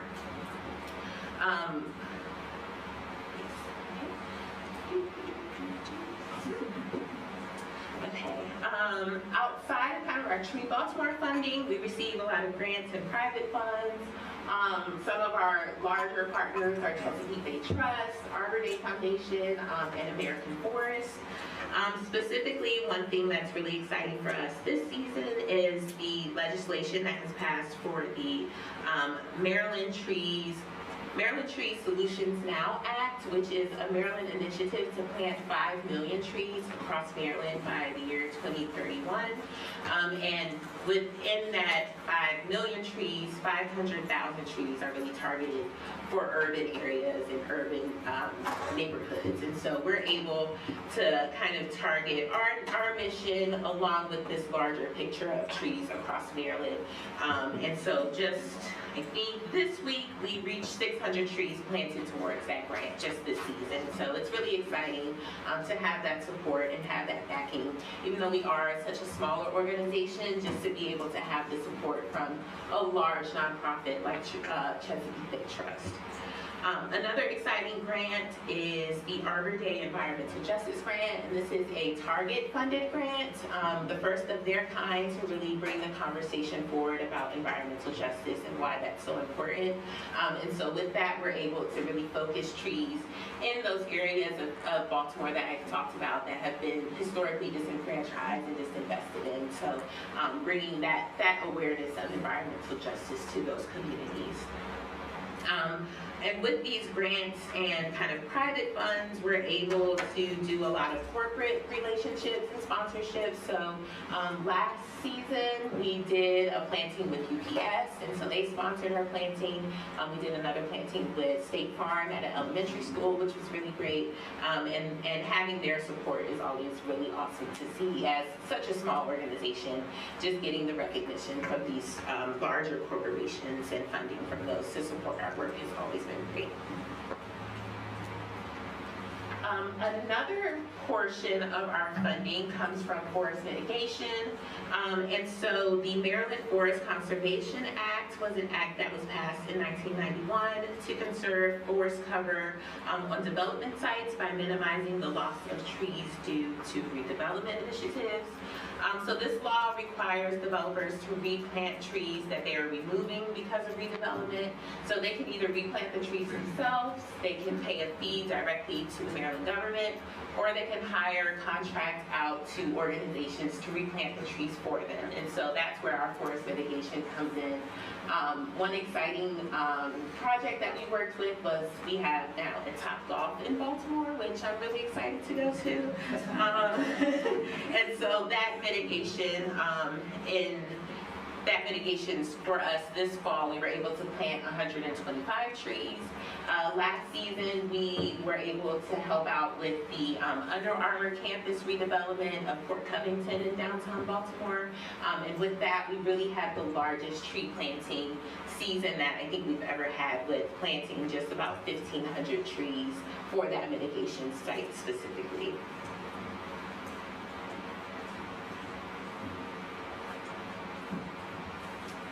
And lastly, something that's really exciting for us this year is we procured the Baltimore City Forestry tree planting contract. Historically, this contract was kind of given to for-profit organizations, and so this has been about a year-long arduous process for us to procure this. The initial bid that went out was for a for-profit contractor, and their bid was being $1.6 million, and they were awarded that over our bid of $950,000. So it was a lot of controversy going on in Baltimore, I'm not gonna lie. But you know, we really fought to be able to kind of reverse that decision, because we wanted to make sure that as we're planting these trees, that shouldn't be a cost to taxpayers. Trees should never really be a cost to residents that are living in these areas. And so with that, you know, the contractors, they were marking up their prices, they were marking up the price of the trees that they were getting to receive a profit. And with our bid, we were able to really say, this is for our salary, this is for the amount of trees that we're gonna buy. We're not receiving any profit or anything like that to plant these trees. So surprisingly, they were able to kind of re-go through the process. We did have to submit the bid again, but they did give it to us. So we're really excited about that. And so what that does is it allows us to plant street trees that have been received through the city from residents who call 311 and say that they want a tree outside of their property. This will allow us to plant those individual street trees along with our grant funding to plant at a neighborhood scale. Again, if you want to see the kind of moving graphic of the progression of our work across the years, that's really great. But in around about 2016, 2017, we had a shift in our executive director, just the board leadership that we had. And so we were really able to push our numbers forward and push the amount of trees that we're able to put into the ground, really increase that. So just an overview of our numbers. As an organization as a whole, we planted about 16,000 trees citywide, and that's just specifically in the city. We're not talking about Baltimore County or any other areas of Maryland. This is specifically within the city limits. We've removed 100,000 square feet of impervious surfaces through our in-house concrete cutting team. We've been able, right now, to maintenance about 4,800 trees currently within our inventory. So these are trees that have been planted within the last 2 to 5 years that are actively being maintained and taken care of. And then along to kind of tie up, we've been able to engage about 10,000 hours of volunteer engagement. So getting the community out, getting their voices heard, getting them engaged and involved in the process is kind of what makes up that number. So just some key takeaways from my presentation. Hope they didn't bore you guys too much. Tree equity, essentially trees for all. When you start thinking about those conversations of how to really increase the tree plantings in your neighborhoods, in your towns, tree equity really means involving everyone in those conversations. Historical practices are what shape how residents receive trees, so you never want to go in and say, this is what I think you guys need, making sure that resident voices are heard in those conversations. Robust outreach is going to be essential to the impact that you're able to make. Educating and engaging residents at all levels, meeting residents where they are, meeting them in their communities, understanding that everyone is going to have a different idea of what a tree means and what that benefit means, and so just being patient with them and having those tough conversations, but also understanding everyone's opinion and respecting those opinions is important. Maintenance is essential to the survival of urban trees. I know that that can be kind of expensive, but as much as you can, really focus on not only the planting of the trees, but how are you going to take care of these trees after they're planted. And then finding all opportunities to leverage funds and tree resources. So as you're looking for grants, think about how you can leverage that request with something that you already have, the work that you're already been doing, just to really increase your impact. Thank you.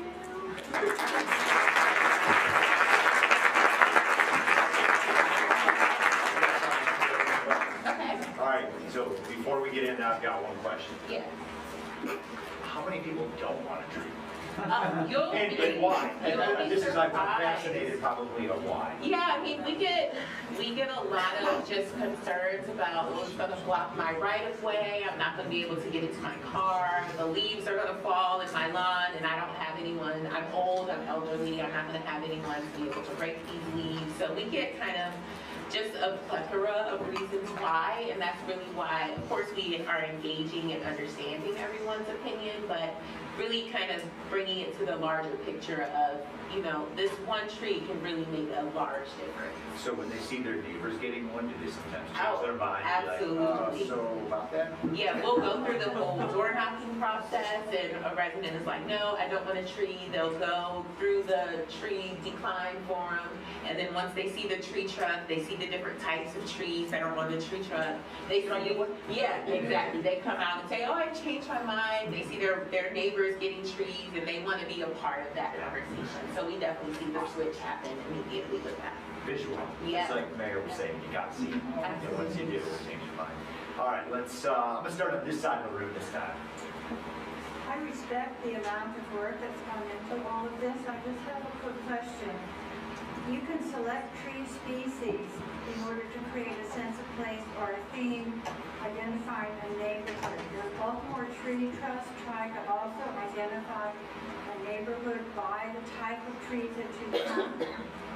So yeah, and if this answers your question, we have kind of a palette of 10 to 12 Maryland native species that we really stick to planting because they have proven survival rates in the urban elements of Baltimore. So we are allowing residents to kind of, through that species of tree list that we have, if we're able to suggest, you know, this is a tree that you may want, or if they want a flowering tree, these are kind of how we start those conversations of building that buy-in. But what I mean is, are you trying to, through the tree trust, push people to have, within each neighborhood, a smaller selection so that when you drive into a neighborhood, you say, oh yeah, I'm Grumpy Bum because this has this trees. Do you go that far? Yeah, so and kind of speaking along the lines of tree diversity, we kind of, in a neighborhood, will stick to a specific selection of species in that kind of Yeah. Yeah, within the neighborhood, we'll stick to about 2 to 3 different species so that it kind of is cohesive and residents aren't necessarily like worried about how the look of and maintenance will be. So we're giving residents that opportunity to select from a smaller pool of diversity. Yes. You're obviously really passionate about this, and I'm not making fun of y'all, and it's great. Are you one of the original proponents of this effort? Of the tree trust effort? No, so I actually am Because only... you act like it.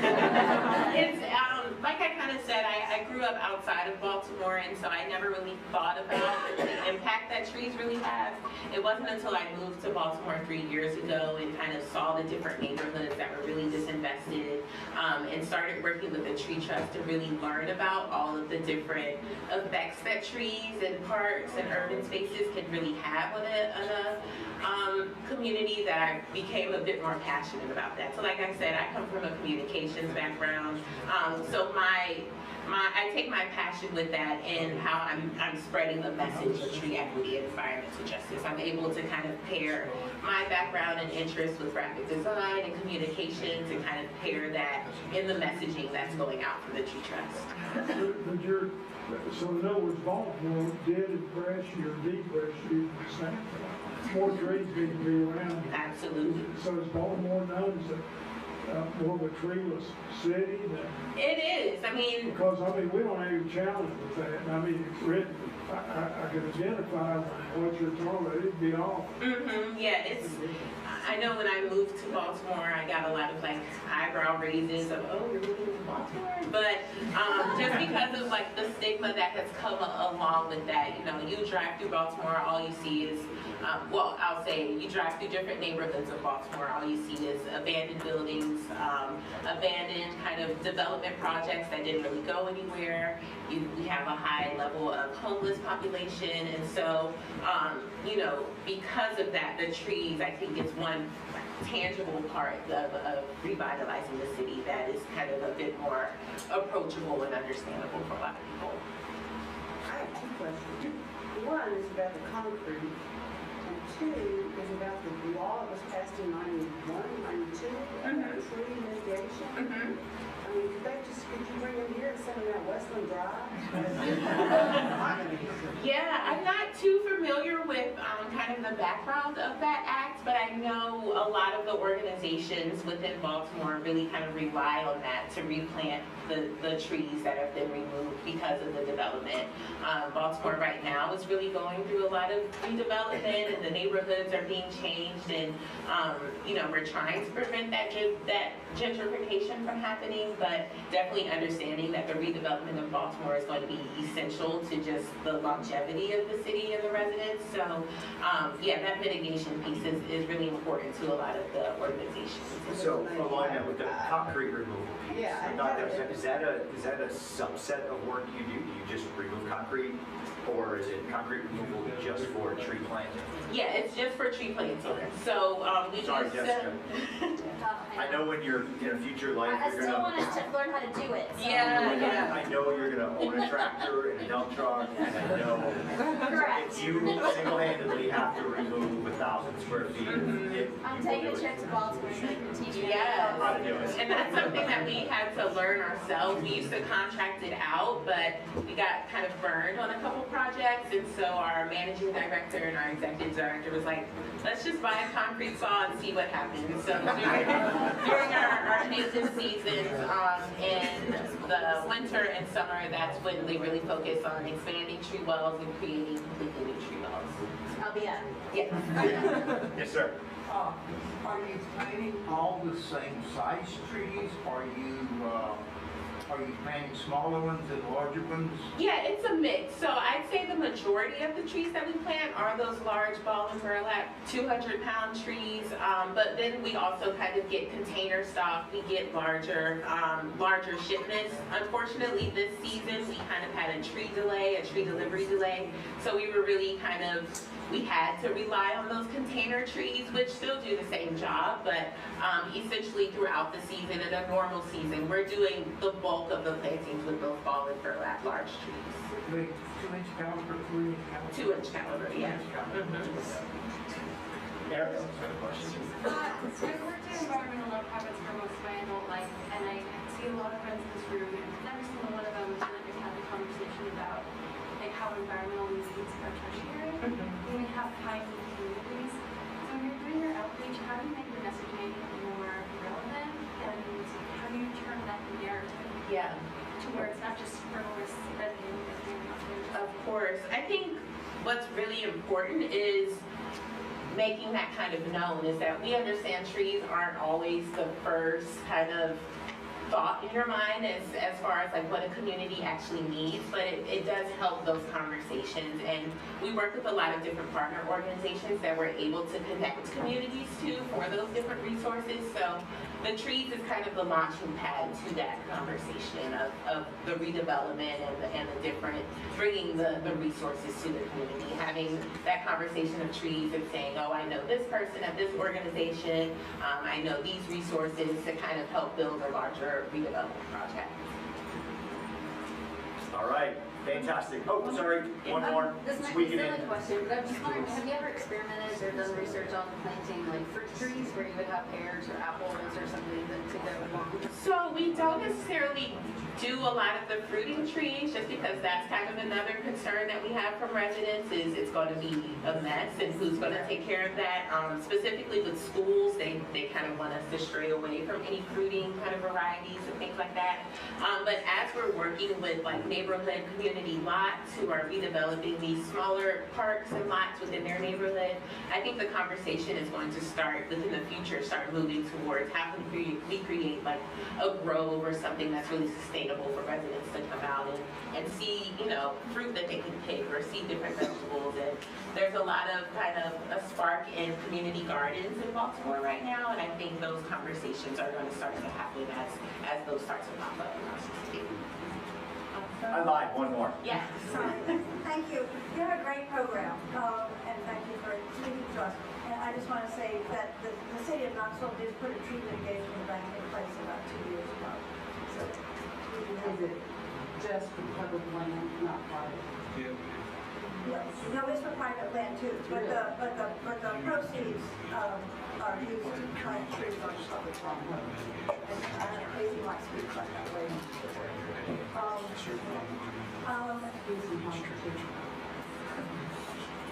Well, it's for new development only. So when new development comes into play, if they can't meet the requirements of the ordinance for tree maintenance and tree planting, then they used to just be able to get off. But now they have to pay into a bank, and Kasey gets to use the money. And you may have answered part of my question, but I couldn't hear it all. But I was curious about your outreach process. So if you're going to, let's say, move into a new neighborhood, and you have a blank slate in that you haven't had requests from residents, I was wondering how you establish those outreach contacts. If you don't know, for instance, the stakeholders in the community, how do you begin that process? That's kind of really, we are doing as much research as we can, whether it's like through Facebook and finding the different Friends Of groups or the different community associations. We have a great contact with city schools that kind of can put us in contact with the school directly, and they know residents who are really involved in their communities. So I'd say that kind of work is a lot of boots on the ground, and if we don't know who's identified as this community stakeholder, we're using all of our available resources to find out that group or person. Do you ever just go into a neighborhood cold and start working? Oh, absolutely. Yeah, that really kind of, as our site assessors are going in and communicating with residents there, those conversations spark, oh, you should really talk to this person, you should really talk to Molly from the Friends Of group, and those help to kind of build that web of stakeholders. Thank you. Thank you, guys.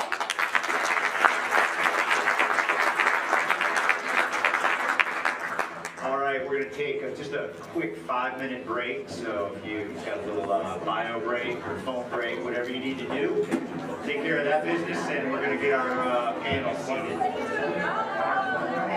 Since I'm just going to stay here.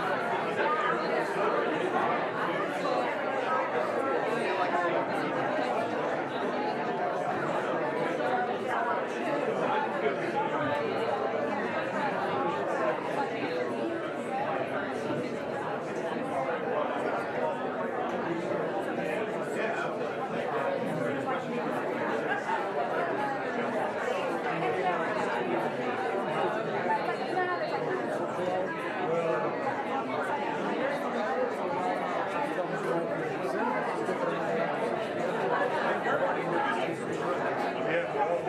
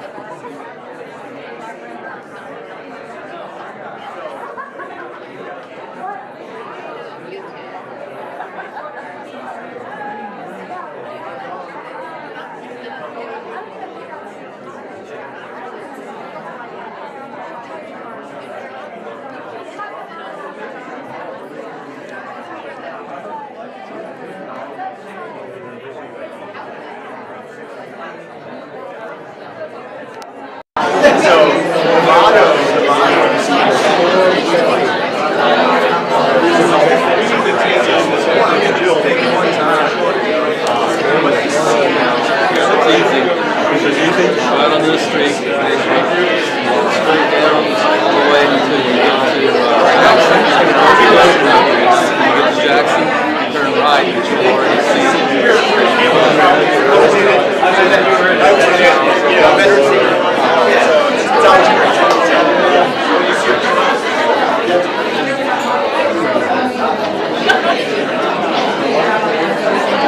You always say it.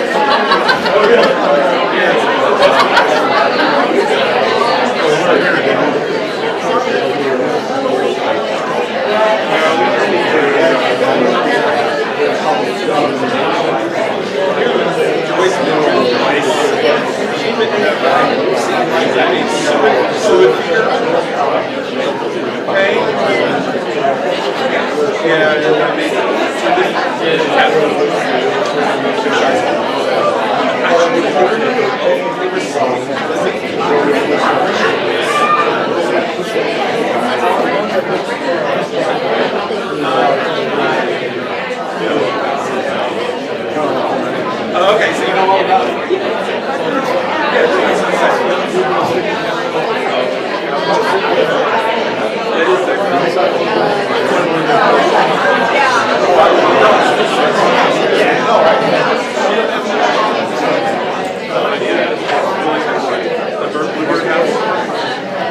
That's what the sewage heater is like. I mean, it's got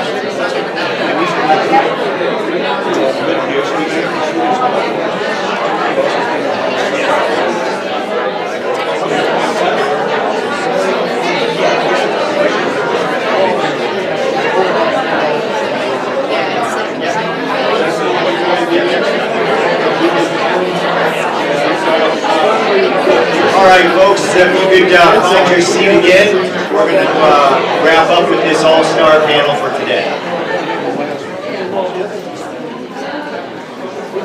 That includes you, Aaron.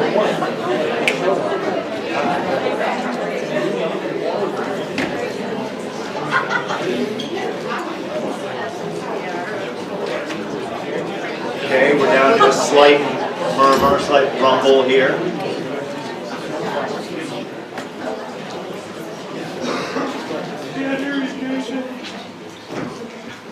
Oh, do it like that.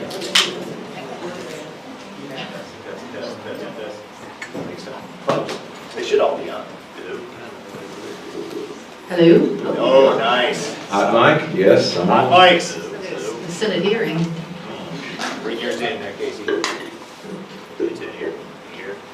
Yeah, maybe you guys are going to be sharing. I've got a pretty good voice, though. Yeah. I want to be. We're Use that as a little auxiliary. So anyway, wonderful. All right, we have made it to our final panel for the day, our final presentation for the day, which happens to be a panel of some seriously talented local experts. So I don't have a big sheet of introductions because, well, these are big personalities and it's hard to fit it all on a sheet. So I'm going to let them introduce themselves. We've got Kasey Krouse on the end. Down there, go ahead. Okay.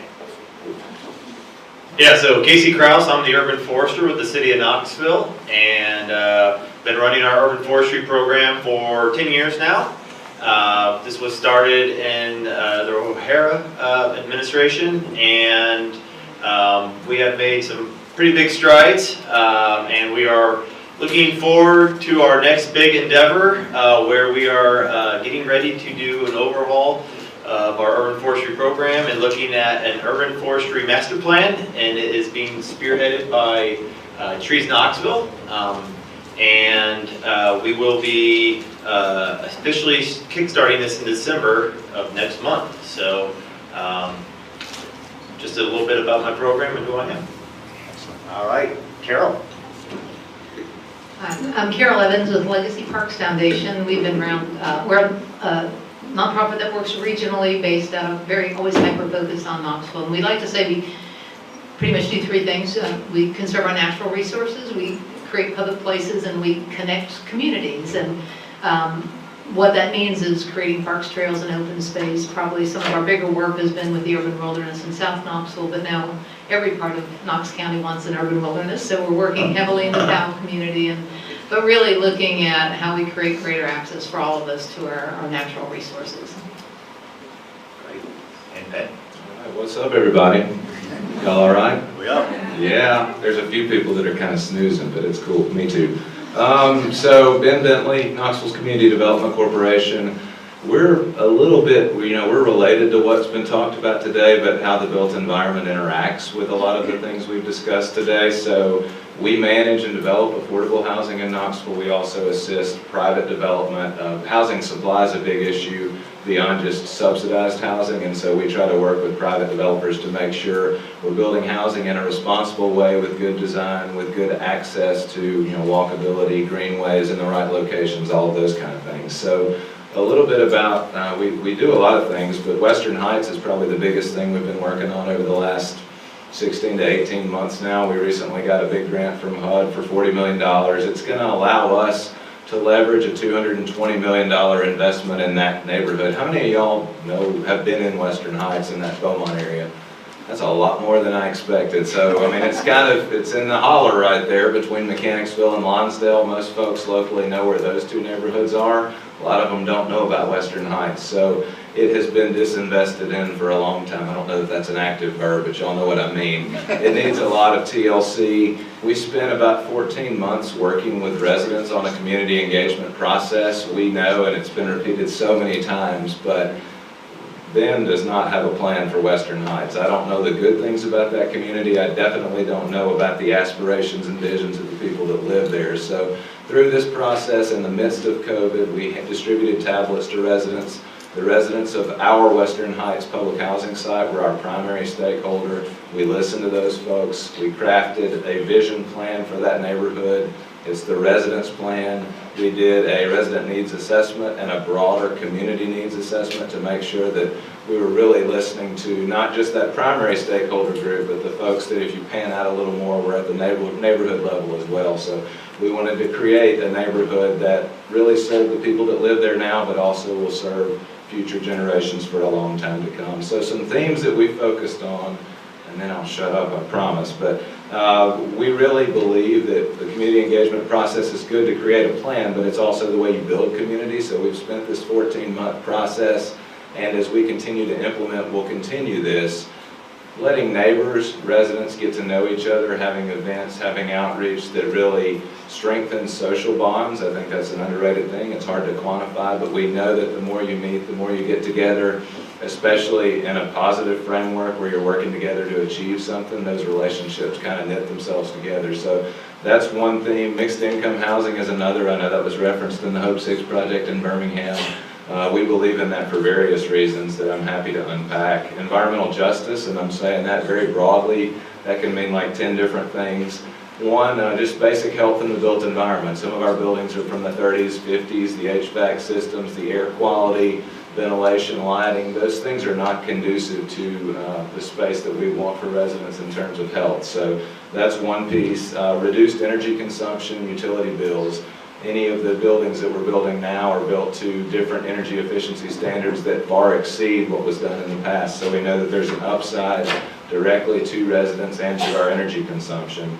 Access to parks and greenways. Knoxville has great access, but in this particular neighborhood, we heard from the community, there's not a world-class park, especially walkable to this area, so we're trying to fix that. That's one of our major investments in the neighborhood. And then access to fresh, healthy foods is another piece. Beardsley Farm is right down the road. It's an amazing resource. How do we help them expand that and offer more of those services right to our residents in the neighborhood? Access to transit and internet is another piece. Connectivity is a big deal, right? And sometimes we have to go places to connect with people, and sometimes we can sit in our house to do it, but those are the two primary ways, and we're trying to fill some of those gaps working with CAT and KUB and various working groups to really expand connectivity among our residents in that neighborhood. And then access to education and workforce development. The education piece, it was kind of cool. We heard from the schools, we heard from parents, we heard from pretty much everyone in the neighborhood. Access to early childhood education, high quality, is one of the biggest needs here. So for our first action item, to show the neighborhood, we mean business. We're going to do what we say we're going to do, and you're going to do it with us, by the way. We built a Head Start in partnership with CAC. It serves about 130 kids in that neighborhood, really trying to prepare them for entry into kindergarten. Beaumont Magnet Academy is right down the street. Wonderful school, but there were many students that were entering that school not in the place that they needed to be from day one to learn. So all of those themes kind of wove themselves into this plan and some other stuff as well that I'm happy to unpack for y'all. Be quiet now. No, I don't want you to be sorry. No, thank you, Ben. Thank you, everybody. So the idea behind this panel too is it's kind of a free form. So as questions pop up, there's not, the video's done, right? You saw we had a hard time with that anyway. So let's just kill the video and listen and talk and engage and just have a really great discussion. So if you've got a question, raise your hand, get it out there. It's all right. Wow, you're ready. Like you're ready to go. Okay, well then let me get out of the way. Going straight to Kasey Krouse. Go to straight to Kasey. Let's unpack this tree business because it's my land, my trees. I can do whatever I want. If I can afford the tree company to come and do it, right? And I'm not saying that I'm legal, but I'm just saying that's the mentality. So developers come in Westland Drive. Just turn into big concrete housing. No trees, cut them all down on beautiful forested land. So where is the recourse on that? I mean, we're stuck having these subdivisions and no trees. So are you asking about the current provisions? And yes. Okay, so currently, and that's part of this master planning process. It's one of the concerns that we have right now with the community are the regulations that we currently have on the books suitable for what the expectations are for our constituents. So And that varies everywhere you go. So the way we're going to take this process, and the intent is to go out to the communities, seek the input. What is it that people are wanting to see from a regulatory standpoint, from a tree canopy standpoint? Ryan was talking about tree equity. You know, that all of those things are going to be part of this master planning process. So regulations are part of that process that we're going to be looking at. We have regulations on play. They've been in place since 1990. So we're 30 years old on our regulations, and as far as what developments are required to do for the most part. We did up our landscaping code recently, but that doesn't apply to like the mechanism of like tree canopy. It's about, you know, screening, landscape islands. So it was an improvement, but it doesn't address, like, I think your concern of like tree canopy loss. And that's something we're going to look at, and that's why we've hired a consultant who has a lot of experience doing this, and hopefully based on, you know, what we hear from the public and where it goes, you know, I am the regulator. I have to regulate what's on the books. I'm just one person upon the community, and I don't want, you know, what Kasey Krouse thinks is best for that. We talked about all this vast majority of benefits that trees provide. You guys heard it from Ryan. We know those things, and those are all things that we have concerns about. And if our current regulations are the way they are we getting what we need to out of our tree canopy? And that's something that we're going to be exploring. Are we just a city? You are just city? Yes, this is for the city of Knoxville. Yeah. So the answer is, so the short answer is, sounds like you're going to have to take it. Well, that project. Westland Drive's in the county. Okay, so sort of a moot point then for Kasey. Yeah, sorry, I definitely don't have much voice when it comes to the county, but. No, but in the city, if there is any subdivision being developed in the city. Yeah, so. That relates to, yeah, So I know it relates to development, right? We did a canopy assessment 2 years ago, and just to give you some quick information, we had lost about 700 acres inside the city of Knoxville from 2008 to 2018. Looking at where that occurred, over 500 acres of that was on single-family residential property. We need, through this process, where's that coming from? Is that, you know, is it my neighbor Johnny down the street who just wants to rev up his chainsaw and get some firewood, or is that zoning? So is that what you were describing, a parcel of land that has now been subdivided into smaller single-family residential houses and then clear cut and trees put in there? It could be a combination of both. It's just something that we're going to, in this process, take a little bit heavier look at. Oh, over there. So, kind of piggybacking on what you had just said, you're not sure whether it's individuals on their own property removing trees and development, probably some mixture of both, right? Because where some of the new developments are going in Knox County had been farmland, some had been wooded areas, and that's a substantial amount of trees that are lost. You partner with Trees Knoxville and you do outreach for the city of Knoxville. I think that there needs to be some outreach to realtors, because like we learned from our speaking from Baltimore, and like we know, trees add to property value. But for some reason, homeowners in our area are hearing the opposite from their realtors, by and large. So they're being told to sell your house, you have to cut down trees. So is there any plan for outreach and education, not just for homeowners through the urban forester training program, or citizen forester, but also to educate realtors so they stop saying that stuff? So we have a list of, I think right now we're at like 120 different organizations and stakeholders that we're bringing to the table for this process, and that is one of them. And same with, I hear a lot always times about development and things like that. And I think it's important that we work together as a team to kind of come up with a solution, because again, you can't just be, you know, one side to the story, because then you're going to always be at odds with the other side. So bringing them along, seeing what it is that all folks as part of this process is looking for, and finding those win-wins.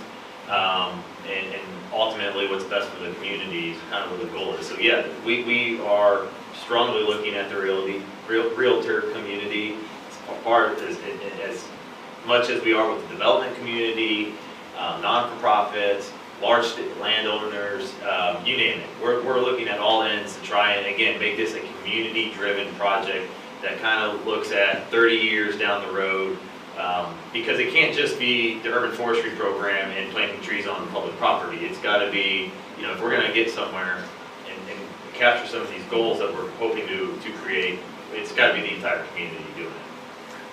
So I'm going to question real. Off the brakes. Let Jessica, we're friends. So this we were friends.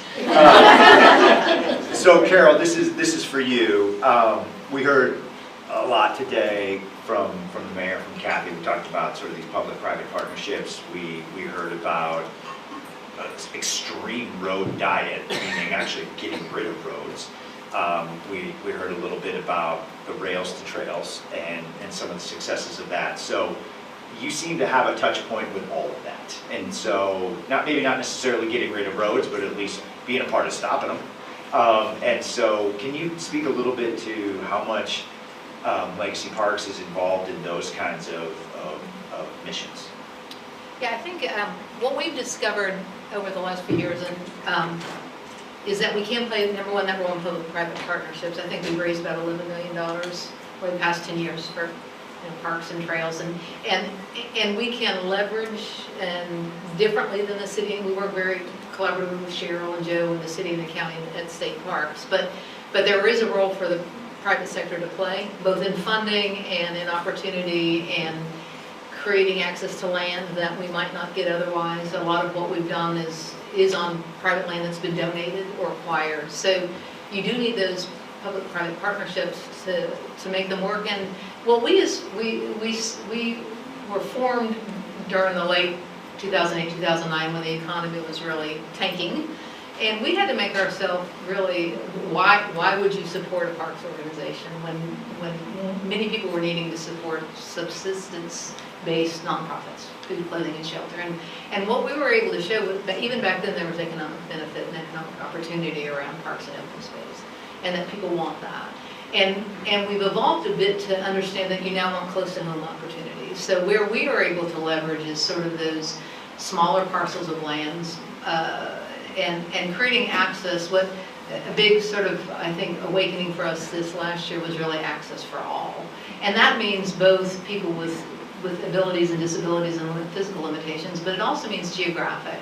And it also means your lifestyle. So to be able to stop at a park on your way home and walk 2 miles is important to you. So we always say 70 acres near your house is just as important to you as 7,000 acres in a national forest 2 hours away. And so where we work with the city and the county, and as we were talking here, there has to be that public-private partnership because we're not in the land management business. So we have to have those conversations to say, does the city want this park, does the county want this park or this trail?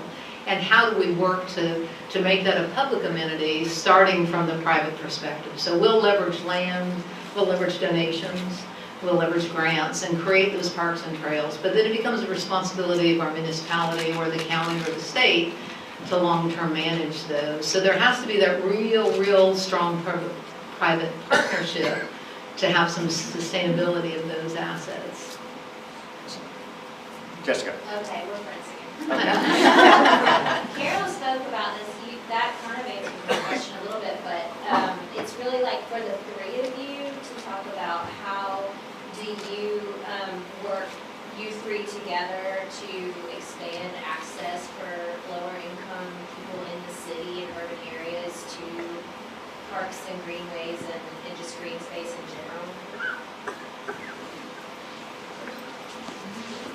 Oh, wow, I'm starting. All right, well, I'll give it a shot. Can you repeat the question? No. So there's so many ways that we work together, and then I would throw other, City of Knoxville, Knox County.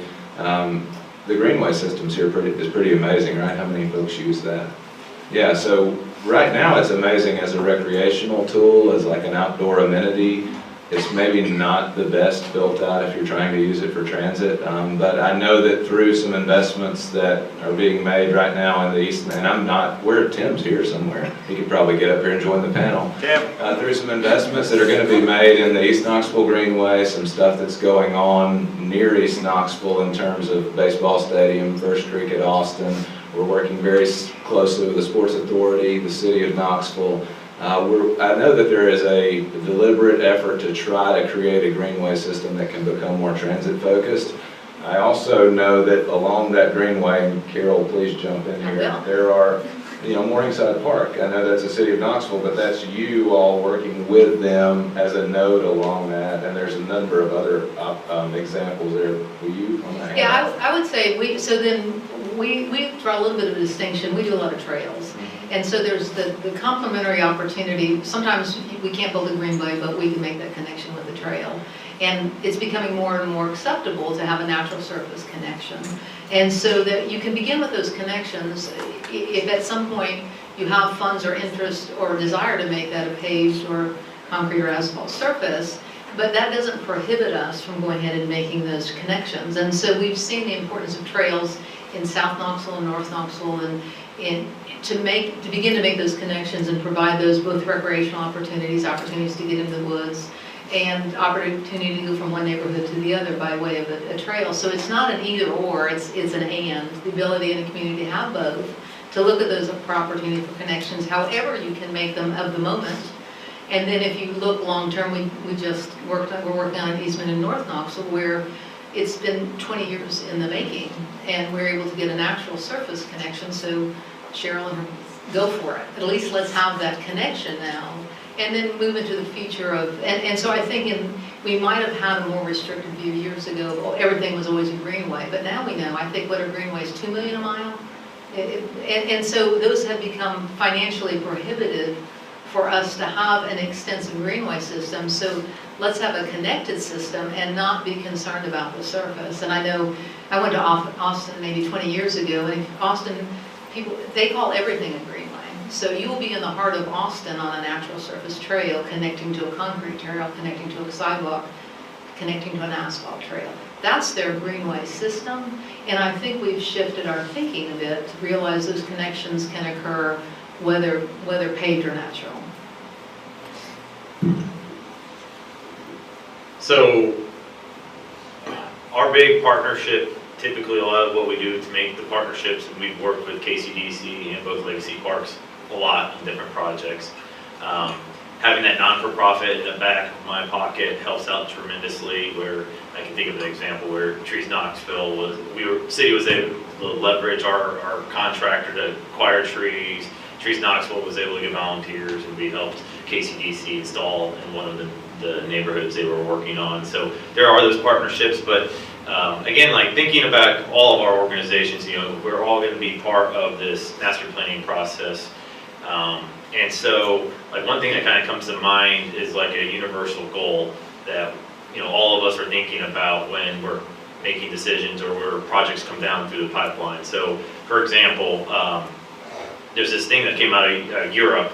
It was what they call the 330-300 rule. And in forestry, we love rules, I guess. I don't really know, but really what it is from every window, you should be able to look out and see 3 trees. Every neighborhood should have at least 30% tree cover, and at all aspects of everywhere you are at in the community, you should be within 300 yards of a green space, whether that's a median or whatever it is.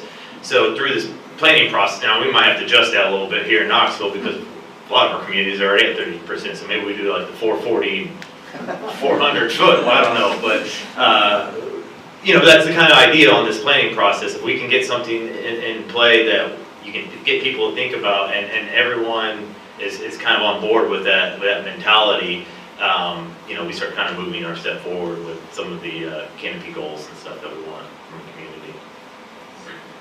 Can I touch on but I would like to emphasize, because the low-income piece and equity and access to these things is really important, and I do feel like the city administration, who we work very closely with, they keep their eye on that. And I mentioned the East Knoxville Greenway. a lot of the connectivity investments that are being made right now are very much in historically low-income, historically African-American communities to try to make sure that there is not only equity and investment moving forward, but also an acknowledgement that maybe there was underinvestment in the past and we're, playing catch-up in certain spaces. So I do want to be very clear that that, I think, is happening, and it's a really good thing. We need more of that. Scanning for questions at this point.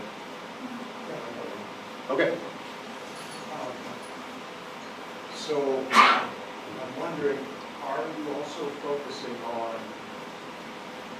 pathways to transit hubs for these communities? So I can touch on one piece of that. We have recently, and I'm saying we, KCDC, have put in an application on behalf of the City of Knoxville and some other partners for it's a Department of Transportation at the federal level, Reconnecting Communities grant, the purpose of which is so many historic, particularly highway projects, cut off communities from each other. Some of that was very deliberate, and there's a terrible history there. How do we make investments moving forward that get people reconnected in terms of at the neighborhood level, and also to transit and greenway and walkability and all the things? So we have made that application. We don't know. It's a pilot program. We've applied for, I think, $50 million. Some of the investments I'll highlight, some of them y'all are familiar with. So it would go ahead and expedite the James White Parkway Greenway. It would create a better transit path from parts of East Knoxville back to the CAT station right there, whatever, you don't know what street that is, I'm not sure what the street is, but really highlighting the pedestrian connectivity to the bus areas. It would do some complete streets, improvements, sort of, you can think of it as a road diet, but it really is a complete street along hill to make walkability, pedestrian experience better there. Actually, there was a slide of the Birmingham under the interstate park, which is just glorious. Anybody that's in that area needs to go see it. We don't have the funds to do all of that right now, but there's obviously some potential under James White between where the old city and new baseball stadium may be to really improve the connection, the safety, the experience of all that. So we really selected, I think it was about 7 nodes in this application to say these are opportunities that we can connect people with transit more effectively, and we can also make our community more walkable and just create a better quality of life. Are you planning ahead to have a light rail or reconnect maybe some of the rail that you used to have? Or, that would be amazing. That's a little outside of my my bailiwick, but I would love, light rail. I'm wondering if there's a way that you can use those corridors somehow. Light rail. Well, let's keep on the rail question, because we've got an expert in the room here about rails to trails, and we've got Carol working on a trail next to rail.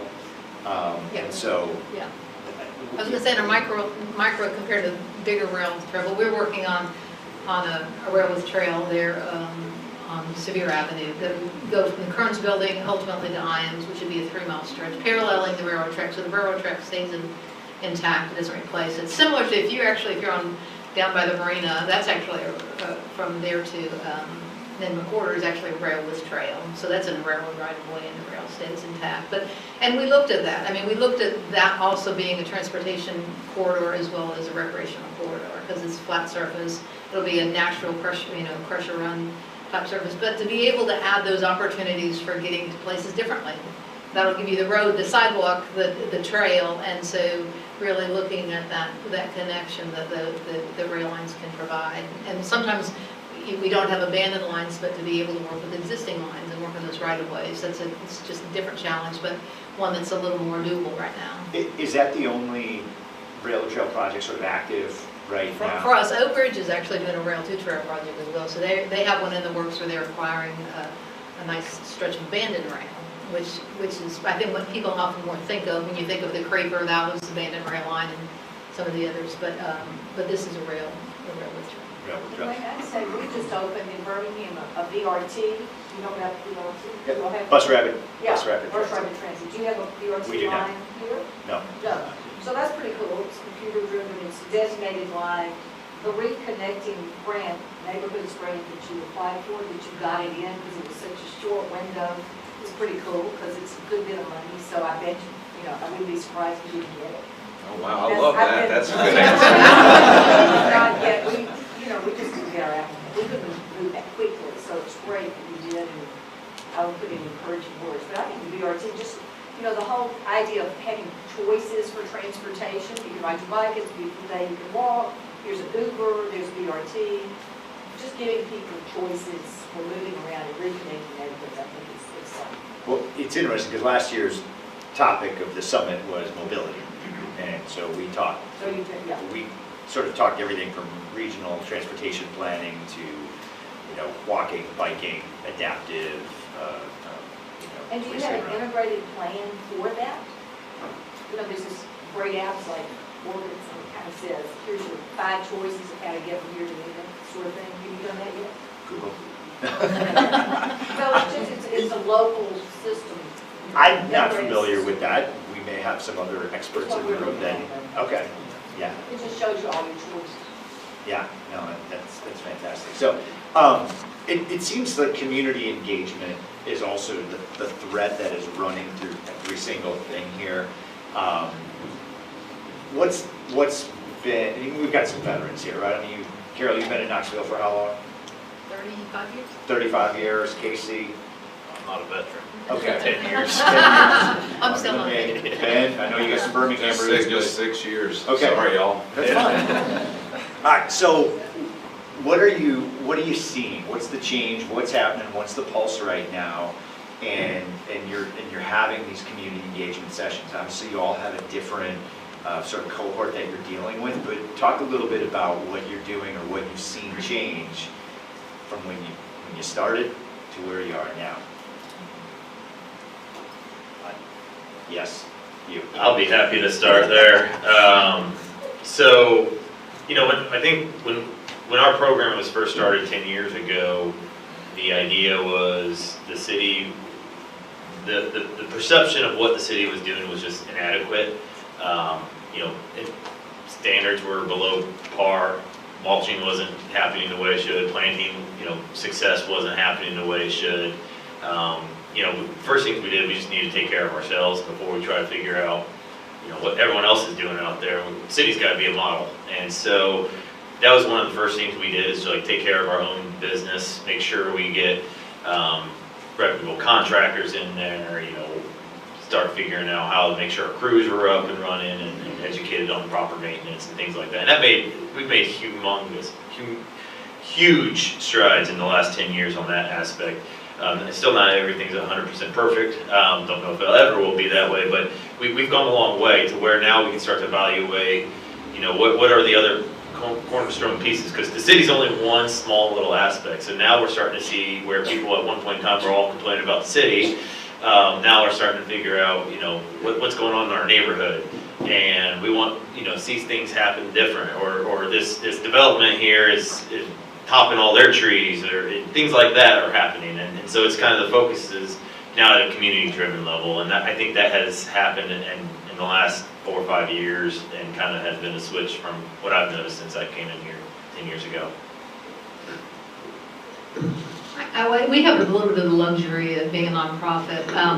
We tend to work where we're invited into, and so we tend to work with those communities that invite us, or we ask them to invite us. But and I think for us in the area that we work on, everything is very community based, and as everyone has said earlier, you just have to listen. And most of our great ideas came from someone else in the community, in their neighborhood, who knew exactly what was great about their neighborhood or their community, and then we're able to do something and help and work along. But we probably had 15 easements with landowners in South Knoxville, and every one of those I went in alongside a neighbor in that community, because they know their neighborhood way more than we do. And so I do think the listening, and for us, in the world of outdoors and recreation and natural assets, I think even over the past really 5 years, Knoxville has gotten a bit of a swagger, and we now see ourselves as an outdoor town. And we didn't see ourselves as an outdoor town. And honestly, everything was here. All of those woods in South Knoxville, the 1,000 acres were there. The Tennessee River always started in Knoxville and always ran through the heart of our city, right?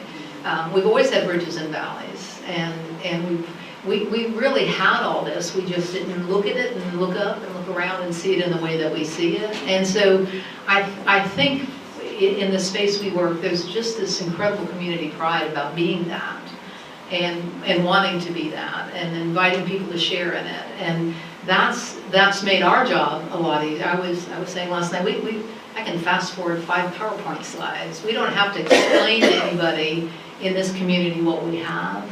It's just responding to and how do we protect it and access it and strike that balance. But I do think we have a greater sense of who we are and what we have. We're all friends here, right?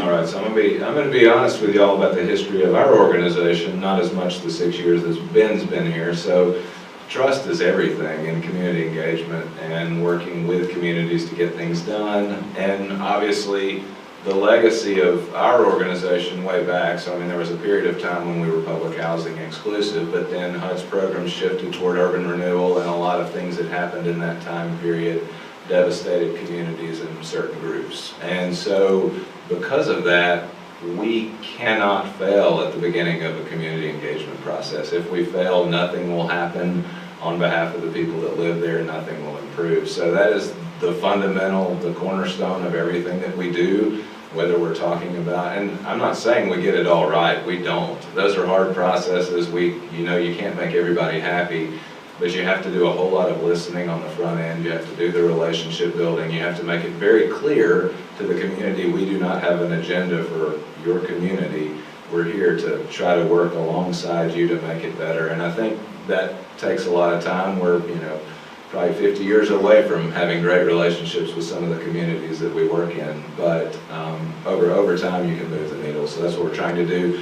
In the realm of Knoxville and development, it is interesting to hear the community conversations, a little bit like Carol was saying about us developing a swagger or a confidence. I would say now that conversations here have shifted toward how do we demand quality. I'm talking about development. How do we demand quality development that meets the needs of the community, that does all of these other things? We're not going to just accept a building, or just building housing is not going to be enough. It has to help us move the needle in environmental justice or affordable housing or access to transportation, some other way. So I think we've taken more of a holistic approach to our community, and also the confidence has allowed us to demand a little better from the public sector and also the private sector, if that makes sense. So can we officially kill the term today, chat envy? Can we stop and no longer talk about that anymore? Who are you, chat? Who? Yeah, there it is. That's the swagger. That's the swagger we're talking about. Awesome. Any question? Jess? I have like one more, just a real practical question. It's something that a natural resource that, I don't know if you in quotes that you talk about, that we talked about the river and so forth, but just the crazy topography in this city, like how does that affect your work? I mean, First Creek in Alston is like down in a, but like just on a practical level, how does that affect your work? Each of you. Jump in. I think this job helped me understand that we're a ridge and valley community, and we live in our valleys and we look up at our ridges.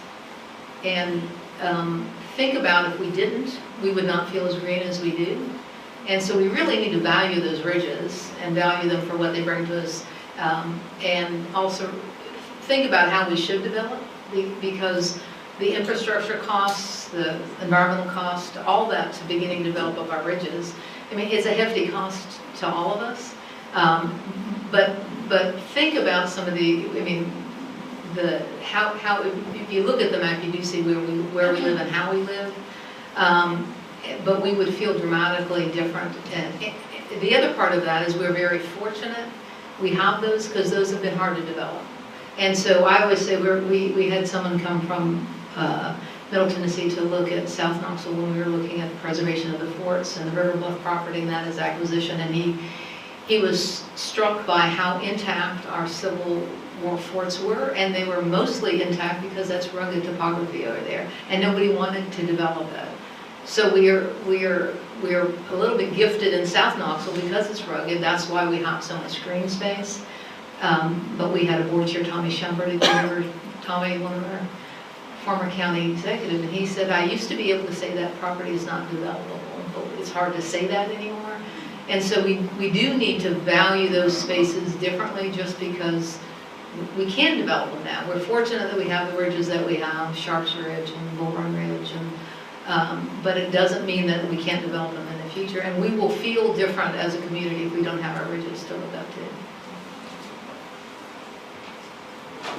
I don't have much on this other than Carol said a lot of it. I think that it's a big ass benefit for, you know, our canopy goals and things like that that we're wanting to try and accomplish. And those are, if you look at the ridges and some of the slopes we have, that's where a lot of our trees are at. And so, you know, when we look at Knoxville at 36% tree cover, I would say the majority of that is probably focused in on those slopes and hillsides for the most part. I just want to say, Carol, you just barely mentioned you're talking to somebody from Middle Tennessee. Didn't you just say that? Yes. Yes. Okay. Really, I've lived a lot in Middle Tennessee, lived a lot in southwestern Kentucky, etc. Believe me, it's mega boring, the topography there compared to around here. Believe me, thank your lucky stars that you live here rather than over there. Really, at least you've got something to magnify from rather than nothing to magnify from.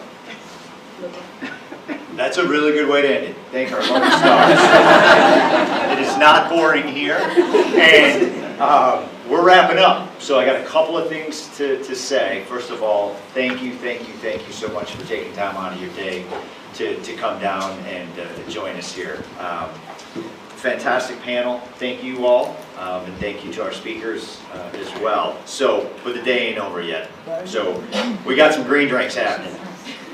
What is green drinks? Well, it's drinking and it's talking about green things. And today's green topic is going to be, again, continuing the theme of urban reconnection with nature and urban planning. And so we've teamed up with Ariel's Green Drinks organization for a happy hour following this. Doors open at 5. And where are we doing this? We're doing this down at Pour Tap Room. So the cool thing about Pour Tap Room, you go in, give your credit card, get a wristband, and you control the flow of your own alcohol.